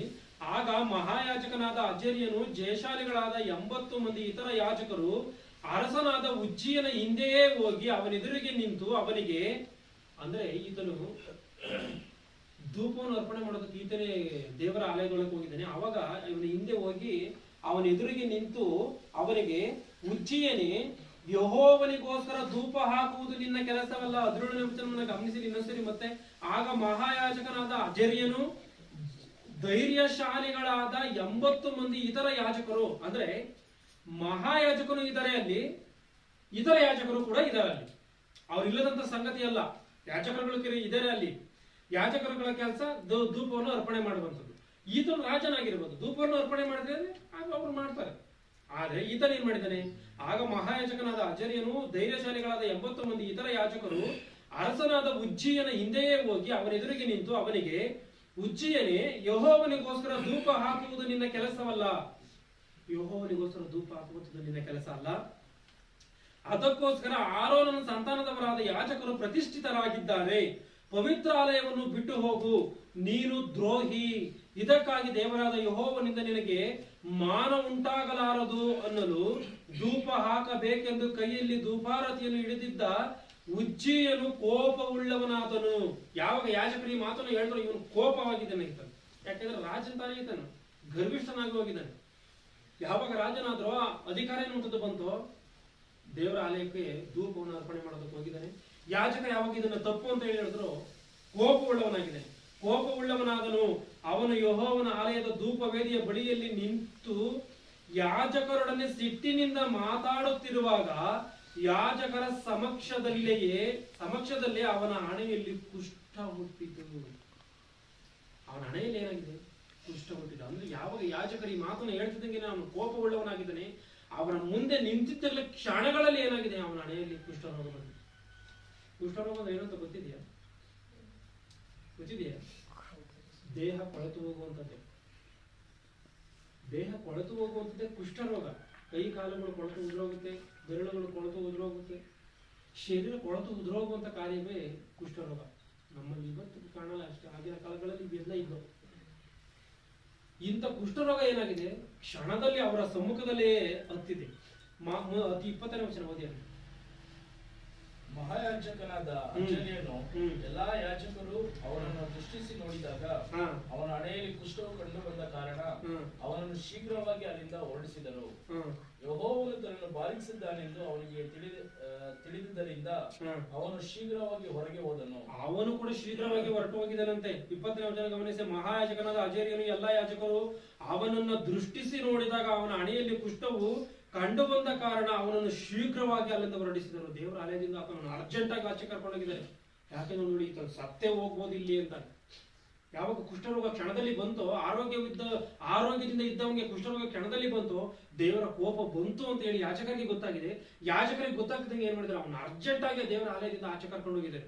ಆವಾಗ ಏನಾಗಿದೆ, ಯೆಹೋವನು ತನ್ನನ್ನು ಬಾಧಿಸಿದ್ದಾನೆಂದು ಅವನಿಗೆ ತಿಳಿದದರಿಂದ ಅವನೂ ಶೀಘ್ರವಾಗಿ ಹೊರಟು ಹೋದನು. ಯೆಹೋವನನ್ನು ಬಾಧಿಸಿದ್ದಾನೆ ಎನ್ನುವಂತ ಕಾರ್ಯ ಅವನು ಉಜ್ಜಿಯ ರಾಜನಿಗೂ ಕೂಡ ಗೊತ್ತಾಗಿದೆ. ನಾನು ಧೂಪವನ್ನು ಅರ್ಪಣೆ ಮಾಡಿದ್ರೆ ನನಗೆ ಕೇಳು ಬಂತು ಎನ್ನುವಂಥದ್ದು ಅವನಿಗೂ ಕೂಡ ಗೊತ್ತಾಗಿದ್ದ ಕಾರಣ ಅವನು ಕೂಡ ಅರ್ಜೆಂಟ್ ಆಗಿ ಆಚೆಯಿಂದ ಆ ದೇವರ ಆಲಯದಿಂದ ಆಚೆ ಹೋಗಿದ್ದಾನಂತೆ. ಉಜ್ಜಿಯನು ಜೀವದಿಂದಿರುವವರೆಗೂ ಕುಷ್ಠರೋಗಿಯಾಗಿದ್ದು ಯೆಹೋವನ ಆಲಯಕ್ಕೆ ಬಾರದಂತೆ ಬಹಿಷ್ಕೃತನಾದನು. ಕೊನೆದಾಗ ಆತನು ಸತ್ತು ಕೂಡ ಹೋಗಿದ್ದಾನೆ. ಅಂದ್ರೆ ದೇವರ ಆಲಯದೊಳಕ್ಕೆ ಹೋಗಿ ಆತನ ಏನ್ ಮಾಡಿದಾನೆ, ಯಾಜಕೋದ್ಯೋಗವನ್ನ ನಡೆಸೋದಕ್ಕೆ ಹೋಗಿದ್ದಾನೆ, ಧೂಪವನ್ನು ಅರ್ಪಣೆ ಮಾಡೋದಕ್ಕೆ ಹೋಗಿದ್ದಾನೆ. ಅದಕ್ಕೋಸ್ಕರ ಏನಾಗಿದೆ, ಇಲ್ಲಿ ಇವನಿಗೆ ಕುಷ್ಠರೋಗ ಬಂದಿದೆ. ಕುಷ್ಠರೋಗ ಬಂದಾದ್ಮೇಲೆ ಅದನ್ನು ಮಾಡಿದ್ದಾನೆ, ದಿನಗಳ ಕಳೆದ ನಂತರ ಸತ್ತು ಹೋಗಿದ್ದಾನೆ. ಅದು 23ನೇ ವಚನದಲ್ಲಿ ಇದೆ ನೋಡಿ. ಉಜ್ಜಿಯನು ಪಿತೃಗಳ ಬಳಿಗೆ ಸೇರಲು ಅವನ ಶವವನ್ನು ಕುಷ್ಠರೋಗಿಯದೆಂದು ರಾಜಕುಟುಂಬ ಸ್ಮಶಾನವಿದ್ದ ಹೊಲದಲ್ಲಿ ಸಮಾಧಿ ಮಾಡಿದ್ರು. ಅಂದ್ರೆ ಆತನು ಕುಷ್ಠರೋಗದೊಂದಿಗೆ ಆತನು ಮರಣವನ್ನು ಹೊಂದಿದ್ದ. ಚೆನ್ನಾಗಿ ಗಮನಿಸಬೇಕು. ಯಾಕೆ ದೇವರು ಇಲ್ಲಿ ಇಂಥ ಒಂದು ತೀರ್ಮಾನವನ್ನು ತೆಗೆದುಕೊಂಡು ಉಜ್ಜಯನನ್ನು ಇಷ್ಟರ ಮಟ್ಟಿಗೆ ಬಾಧಿಸಿದ್ರು ಅಂತ ಹೇಳಿ ನೋಡುವಾಗ, ಈತನು ಮಾಡಿರುವಂತ ಅಪರಾಧ ಯಾವ ಅಪರಾಧ? ಯಾವ ದೇವರ ಆಲಯದೊಳಕ್ಕೆ ಹೋಗಿ ಆತನ ಏನ್ ಮಾಡಿದ್ದಾನೆ, ಯಾಜಕೋದ್ಯೋಗವನ್ನು ನಡೆಸಿದ ಧೂಪವನ್ನು ಅರ್ಪಣೆ ಮಾಡೋದಕ್ಕೆ ಹೋಗಿರುವಂತ ಕಾರಣ. ಇಲ್ಲಿ ಮಹಾಯಾಜಕರಿದ್ದಾರೆ, ಯಾಜಕರಿದ್ದಾರೆ. ಪರಿಶುದ್ಧವಾದಂತಹ ಸ್ಥಳ ಇದೆ, ಮಹಾಪರಿಶುದ್ಧವಾದಂತಹ ಸ್ಥಳ ಎನ್ನುವಂಥದ್ದು ಇದೆ. ದೇವರ ದರ್ಶನ ಕೂಡ ದೇವರ ಆಲಯಗಳ ಈ ಮಹಾಪರಿಶುದ್ಧವಾದಂತಹ ಸ್ಥಳಕ್ಕೆ ಎಲ್ಲರೂ ಹೋಗ್ಬೋದಂತ ನೋಡುವಾಗ ಎಲ್ಲರೂ ಹೋಗಂಗಿಲ್ಲ. ಇಂಥ ಕಾರ್ಯಗಳಿದೆ. ಅಂದ್ರೆ ಈತನ ಏನ್ ಮಾಡಿದ್ದಾನೆ, ಅಂತ ಆಲಯದೊಳಗೆ ಹೋಗಿದ್ದಾನೆ, ಧೂಪವನ್ನು ಅರ್ಪಣೆ ಮಾಡೋದಕ್ಕೆ ಹೋಗಿದ್ದಾನೆ. ಅಂತ ಒಂದು ಸಮಯದಲ್ಲಿ ದೇವರ ಕೋಪ ಬಂದಿದೆ, ಈತನು ನಾಶವಾಗಿ ಹೋಗಿದ್ದಾನೆ. ಆದರೆ ಒಂದು ವಿಚಿತ್ರವಾದಂತಹ ಸಂಗತಿಯನ್ನ ಯೇಸು ಕ್ರಿಸ್ತನು ಮಾತನಾಡ್ತಾ ಇದ್ದೇನೆ. ಮತ್ತಾಯನ ಬರೆದ ಸುವಾರ್ತೆ 12ನೇ ಅಧ್ಯಾಯ, ಮತ್ತಾಯನ ಬರೆದ ಸುವಾರ್ತೆ 12ನೇ ಅಧ್ಯಾಯ 3ನೇ ವಚನ 4ನೇ ವಚನ. 3-4. ದಾವೀದನು ತಾನು ತನ್ನ ಸಂಗಡ ಇದ್ದವರು ಹಸಿದಾಗ ಏನು ಮಾಡಿದನೆಂಬುದನ್ನು ನೀವು ಓದಲಿಲ್ಲವೋ? ಅವರು ದೇವರ ಮಂದಿರದೊಳಕ್ಕೆ ಹೋಗಿ ಯಾಜಕರು ಮಾತ್ರವೇ ಹೊರತು ತಾನಾಗಲಿ ತನ್ನ ಸಂಗಡ ಇದ್ದವರಾಗಲಿ ತಿನ್ನಬಾರದಾಗಿದ್ದ ನೈವೇದ್ಯ ರೊಟ್ಟಿಗಳನ್ನು ತಿಂದನಲ್ಲವೇ? ಸಾಕು ನೋಡಿ. ಉಜ್ಜಿಯನು ಯಾವ ರೀತಿಯಾಗಿ ರಾಜನೋ, ದಾವೀದನು ಕೂಡ ಆ ರೀತಿಯಾಗಿ ರಾಜನೇ.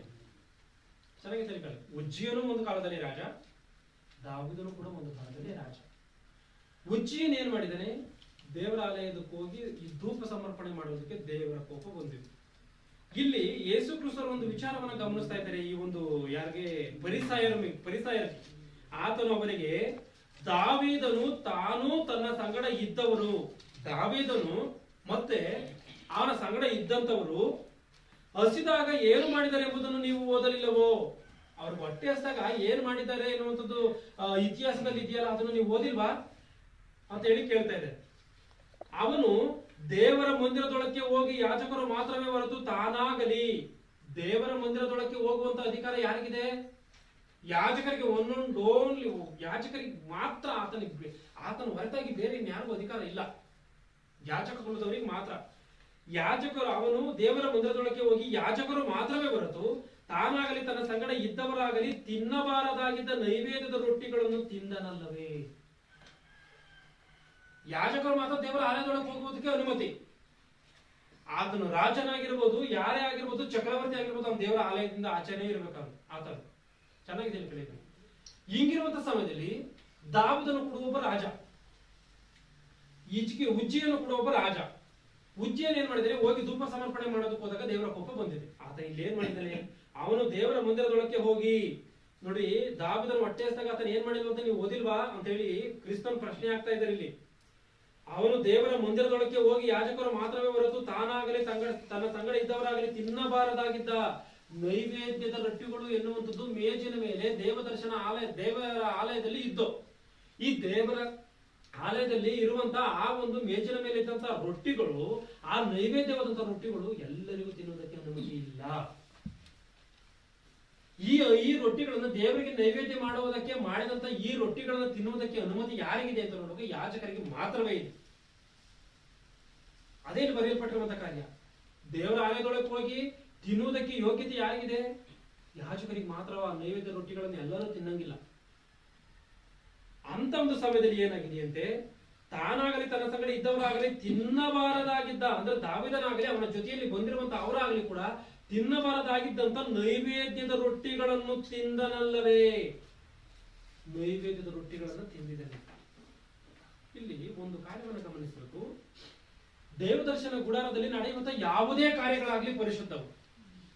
ರೊಟ್ಟಿ ಆಗಿರ್ಬೋದು, ಧೂಪವನ್ನು ಅರ್ಪಣೆ ಮಾಡುವಂತವಾಗಿರ್ಬೋದು, ಅಲ್ಲಿ ಬಳಸುವಂತ ಪಾತ್ರೆಗಳಾಗಿರ್ಬೋದು, ಅಲ್ಲಿ ಬಳಸುವಂತ ಯಜ್ಞಕ್ಕೆ ತಂದಂತ ಪಶುಗಳಾಗಿರ್ಬೋದು, ಬೆಳವಕ್ಕಿಗಳಾಗಿರ್ಬೋದು, ಪಾರಿವಾಳ ಆಗಿರ್ಬೋದು, ಕೊನೆಯದಾಗಿ ಆ ಗೋಧಿ ಹಿಟ್ಟಾಗಿರ್ಬೋದು, ಇವೆಲ್ಲವೂ ಕೂಡ ಪರಿಶುದ್ಧವಾದಂತವು ಅಂತ ಹೇಳಿ ನೋಡಿದ್ರೆ ಪರಿಶುದ್ಧವಾದಂತವು. ಯಾಕಂದ್ರೆ ಪರಿಶುದ್ಧವಾದಂತವೇ ತಂದು ದೇವರ ಆಲಯದಲ್ಲಿ ಏನ್ ಮಾಡ್ಬೇಕಾಗಿತ್ತು? ಇವ್ರು ಸಮರ್ಪಣೆ ಮಾಡಬೇಕಾಗಿತ್ತು. ಅಪರಿಶುದ್ಧವಾದಂತವುಗಳನ್ನ ಸಮರ್ಪಣೆ ಮಾಡಂಗಿರಲ್ಲ. ಯಾಕಂದ್ರೆ ದೇವರು ಅದನ್ನ ಸಹಿಸ್ತಿರ್ಲಿಲ್ಲ, ದೇವರ ಅದಕ್ಕೆ ಆಜ್ಞೆ ಕೊಟ್ಟಿರ್ಲಿಲ್ಲ. ಆ ಯಜ್ಞವು ಕೂಡ ಶುದ್ಧಾಚಾರವಾಗಿ ನಡೀತಿರ್ಲಿಲ್ಲ. ಅದಕ್ಕೋಸ್ಕರ ಗೋಧಿ ಹಿಟ್ಟು ತೆಗೆದುಕೊಂಡ್ ಬರ್ತೀಯೋ, ನೀನು ಕುರಿ ತೆಗೆದುಕೊಂಡ್ ಬರ್ತೀಯೋ, ಯಾವ್ದು ತೆಗೆದುಕೊಂಡ್ ಬರ್ತೀಯೋ ಅದು ಪರಿಶುದ್ಧವಾಗಿನೇ ಇರಬೇಕು. ಅದರಲ್ಲಿ ಕುಂಟು ಕುರುಡಾದಂಥದ್ದು, ಆ ಒಂದು ಏನು ಅಶುದ್ಧ ಎನ್ನುವಂಥದ್ದು, ಸುಕ್ಕು ಕಳಂಕ ಎನ್ನುವಂಥದ್ದು ಏನು ಇರಂಗಿಲ್ಲ. ಆ ರೀತಿಯಾಗಿ ಇರಬೇಕು. ಅಲ್ಲಿ ನಡೆಯುವಂತ ಒಂದೊಂದು ಕಾರ್ಯವು ಕೂಡ ಅವು ಪರಿಶುದ್ಧವಾದಂಥದ್ದು. ಆತನು ಮಾಡುವಂತ ಆ ಒಂದು ಧೂಪ ಕಾರ್ಯ ಏನಿದೆಯೋ, ಈತನು ಮಾಡುವಂತ ಕಾರ್ಯ ತಪ್ಪಿರ್ಬೋದು. ಇದನ್ನ ಚೆನ್ನಾಗಿ ಅರ್ಥ ಮಾಡ್ಕೊಳ್ಳಿ, ಅಪಾರ್ಥ ಮಾಡ್ಕೊಳಕ್ ಹೋಗಬೇಡಿ. ಈ ಧೂಪ ಸಮರ್ಪಣೆ ದೇವರಾಲಯದಲ್ಲಿ ನಡೆಯುವಂತ ಧೂಪ ಸಮರ್ಪಣೆಯೂ ಪರಿಶುದ್ಧವೇ, ಆ ರೊಟ್ಟಿಗಳನ್ನು ಮಾಡುವಂಥದ್ದು ಪರಿಶುದ್ಧವೇ, ಆ ರೊಟ್ಟಿಗಳನ್ನು ಸಮರ್ಪಣೆ ಮಾಡುವಂಥದ್ದು ಪರಿಶುದ್ಧವೇ, ಆ ರೊಟ್ಟಿಗಳನ್ನು ತಿನ್ಬೇಕಾಗಿರುವಂಥದ್ದು ಕೂಡ ಪರಿಶುದ್ಧರಾಗಿರುವಂತ ಯಾಜಕರು ಮಾತ್ರ. ಈಗಿರುವಂತ ಕಾರಣ ಉಚ್ಚಿಯನ್ನು ಹೋಗಿ ಆತನು ದೇವರ ಸಮರ್ಪಣೆ ಧೂಪವನ್ನು ಸಮರ್ಪಣೆ ಮಾಡೋದಕ್ಕೋಸ್ಕರ ಆತನಿಗೆ ಕೇಳಿ ಬಂದಿದ್ದೆ, ಆತನು ಸತ್ತೋಗಿದೆ. ಮತ್ತೆ ದಾವಿದನು ಏನ್ ಮಾಡಿದ್ದಾನೆ? ಹೊಟ್ಟೆ ಹಸಿದಾನೆ, ಬಂದಿದ್ದಾನೆ, ಜೊತೆಯಲ್ಲಿ ಯಾರನ್ನ ಕರ್ಕೊಂಡು ಬಂದಿದ್ದಾನೆ? ದೇವರ ಆಲಯದಲ್ಲಿ ಇದ್ದಂತ ಆ ಒಂದು ಏನು ದೇವರ ಆಲಯದಲ್ಲಿ ನೈವೇದ್ಯ ಮಾಡಿದಂತ ರೊಟ್ಟಿಗಳನ್ನ ಆತನು ತಿಂದಿದೆ. ಉಜ್ಜಿಯನೇನಕ್ಕೆ ಅವನಿಗೆ ಕೇಳಿ ಬಂತು, ಮತ್ತೆ ದಾವಿದನಿಗೆ ಏನಕ್ಕೆ ಕೇಳಿ ಬಂದಿಲ್ಲ? ಅರ್ಥ ಆಯ್ತಾ? ಉಜ್ಜಿಯನ್ ತಪ್ಪು ಮಾಡಿದಾನಂತ ದೇವರೇ ನೋಡಿದ್ರೆ ಕೋಪ ಮಾಡ್ಕೊಂಡಿದ್ದಾರೆ. ಅವನಿಗೆ ಕುಷ್ಠರೋಗ ಬಂದಿದೆ. ದಾವಿದನಿಗೆ ಏನಕ್ಕೆ ಮತ್ತೆ ಕುಷ್ಠರೋಗ ಬಂದಿಲ್ಲ? ದಾವಿದನು ಕೂಡ ಹೋಗಿದ್ದಾನೆ, ರೊಟ್ಟಿನ ತಿಂದಿದ್ದಾನಂತೆ, ಅವನ ಜೊತೆಯಲ್ಲಿ ಇದ್ದಂತವ್ರಿಗೂ ಕೊಟ್ಟಿದ್ದಾನಂತೆ. ಅವನು ತಿಂದಾನಂತೆ, ತಿನ್ರಿ ಅಂತ ಹೇಳಿ ಅವನಿಗೂ ಕೊಟ್ಟಿದ್ದಾನೆ, ಜೊತೆಯಲ್ಲಿ ಇದ್ದಂಥವ್ರು. ಏನಕ್ಕೆ ಮತ್ತೆ ದೇವ್ರು ಯಾಕೆ ಈ ದಾವಿದನನ್ನು ಏನು ಇಂಥ ಸ್ಪೆಷಾಲಿಟಿಯಾಗಿ ನೋಡೋದಕ್ಕೆ ಕಾರಣ?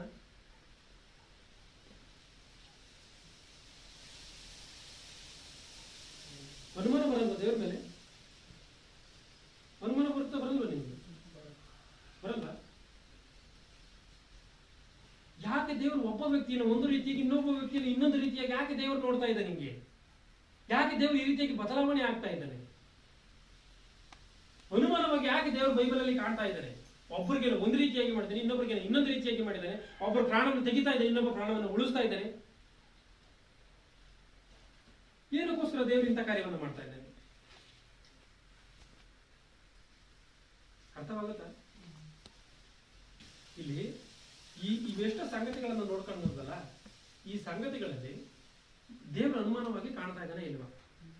ದೇವರ ಅನುಮಾನವಾಗಿ ಕಾಣ್ತಾ ಇಲ್ಲ, ದೇವರ ಅನುಮಾನವಾಗಿ ಕಾಣ್ತಾ ಇಲ್ಲ. ಏನಕ್ಕೋಸ್ಕರ ದೇವರು ಈ ರೀತಿಯಾಗಿ ಅನುಮಾನವಾಗಿ ಕಾಣ್ತಾ ಇದ್ದಾರೆ? ದೇವರ ಈ ಒಂದು ಬದಲಾವಣೆಗೆ ಯಾರ ಕಾರಣ?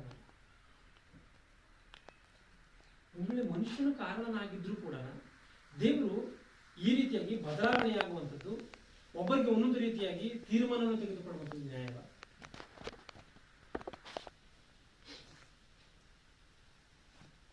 ಮತ್ತೆ ನಾವು ಆಗ್ಲಿಂದ ನೋಡಿಕೊಂಡಿರುವಂತ ಈ ಕಾರ್ಯಗಳಲ್ಲಿ ದೇವರು ನಿಜವಾಗ್ಲೂ ತಾರತಮ್ಯವನ್ನು ಮಾಡಿದನ, ಇಲ್ಲ ತಾರತಮ್ಯವನ್ನು ಮಾಡಿಲ್ವಾ?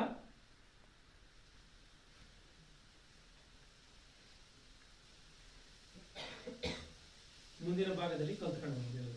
ಗುಣಗಳನ್ನು ಮುಚ್ಚಿ ಪ್ರಾರ್ಥನೆಯನ್ನು ಮಾಡಿ. ಭೂಮಿ ಆಕಾಶಗಳನ್ನು ಉಂಟು ಮಾಡಿದಂಥ ಮಹಾಶಕ್ತನಾಗಿರುವಂಥ ತಂದೆ, ನಿನ್ನ ನಾಮಕ್ಕೆ ಮಹಿಮೆ. ಈ ಒಂದು ಅಮೂಲ್ಯವಾದಂಥ ಸಮಯದಲ್ಲಿ ದೇವ, ನಿನ್ನ ಒಂದು ಆಳವಾದಂಥ ಅಮೂಲ್ಯವಾದಂಥ ಜ್ಞಾನವನ್ನ ಕಲಿತುಕೊಳ್ಳುವಂಥವರಾಗಿದ್ದೀವಿ ದೇವ. ಈ ಒಂದು ಅಮೂಲ್ಯವಾದಂಥ ಆಳವಾದಂಥ ಜ್ಞಾನವನ್ನ ನಾವು ಸರಿಯಾದಂಥ ರೀತಿಯಲ್ಲಿ ಅರ್ಥ ಮಾಡಿಕೊಂಡು ದೇವ, ನೀನು ಬೈಬಲಲ್ಲಿ ಅನುಮಾನವಾಗಿ ಕಾಣುವುದಕ್ಕೆ ಕಾರಣ ಏನು ಎನ್ನುವಂಥದ್ದನ್ನು ಅರ್ಥ ಮಾಡಿಕೊಳ್ಳಲು ಸಹಾಯ ಮಾಡಿ. ನಮ್ಮ ಪ್ರಾರ್ಥನೆಯನ್ನು ಕೇಳಿದೇವ, ನನಗೂ ಕೂಡ ಪವಿತ್ರಾತ್ಮನ ಸಹಾಯವನ್ನು ಅನುಗ್ರಹಿಸಿ, ನಿನ್ನ ಮಕ್ಕಳಿಗೂ ಕೂಡ ಅವರವರಿಗೆ ಬೇಕಾದಂಥ ಪವಿತ್ರಾತ್ಮನ ಸಹಾಯಗಳನ್ನು ಅನುಗ್ರಹಿಸಿ, ನಿನ್ನ ಮಾತುಗಳನ್ನು ಹೇಳೋದಕ್ಕೆ ನನಗೆ, ನಿನ್ನ ಮಾತುಗಳನ್ನು ಕೇಳೋದಕ್ಕೆ ಅವರಿಗೂ ಎಲ್ಲರಿಗೂ ಕೊಟ್ಟಂತ ಭಾಗ್ಯಕ್ಕಾಗಿ ನಿನಗೆ ಸ್ತೋತ್ರ ದೇವ. ಮುಂದಿನ ಸಮಯದಲ್ಲಿ ತಂದೆ ಈ ಮಾತುಗಳನ್ನು ಸಂಪೂರ್ಣವಾಗಿ ಅರ್ಥ ಮಾಡಿಕೊಂಡು ಕಲಿತುಕೊಂಡು ಈ ಲೋಕದಲ್ಲಿ ದೇವರೇ ಶೂರರಾಗಿ ನಿಲ್ಲಲು ಸಹಾಯ ಮಾಡಿ. ನಿನಗೋಸ್ಕರ ಬದುಕುವಂತ ಮಕ್ಕಳನ್ನಾಗಿ ದೇವರೇ ನಮ್ಮೆಲ್ಲರನ್ನು ಮಾರ್ಪಡಿಸಿ ನಡೆಸಿ. ವಿಷಯಗಳಲ್ಲಿ ಕೇಳಿದ್ದು ಮರೆತುಪಟ್ಟಂತೆ ಎಲ್ಲ ಕಾರ್ಯವನ್ನು ಒದಗಿಸಿಕೊಟ್ಟು ನಡೆಸಿ. ಪ್ರಭು ಯೇಸು ಕ್ರಿಸ್ತರ ಹೆಸರಿನಲ್ಲಿ ಬೇಡಿದ್ದೇನೆ ತಂದೆ, ಆಮೆನ್.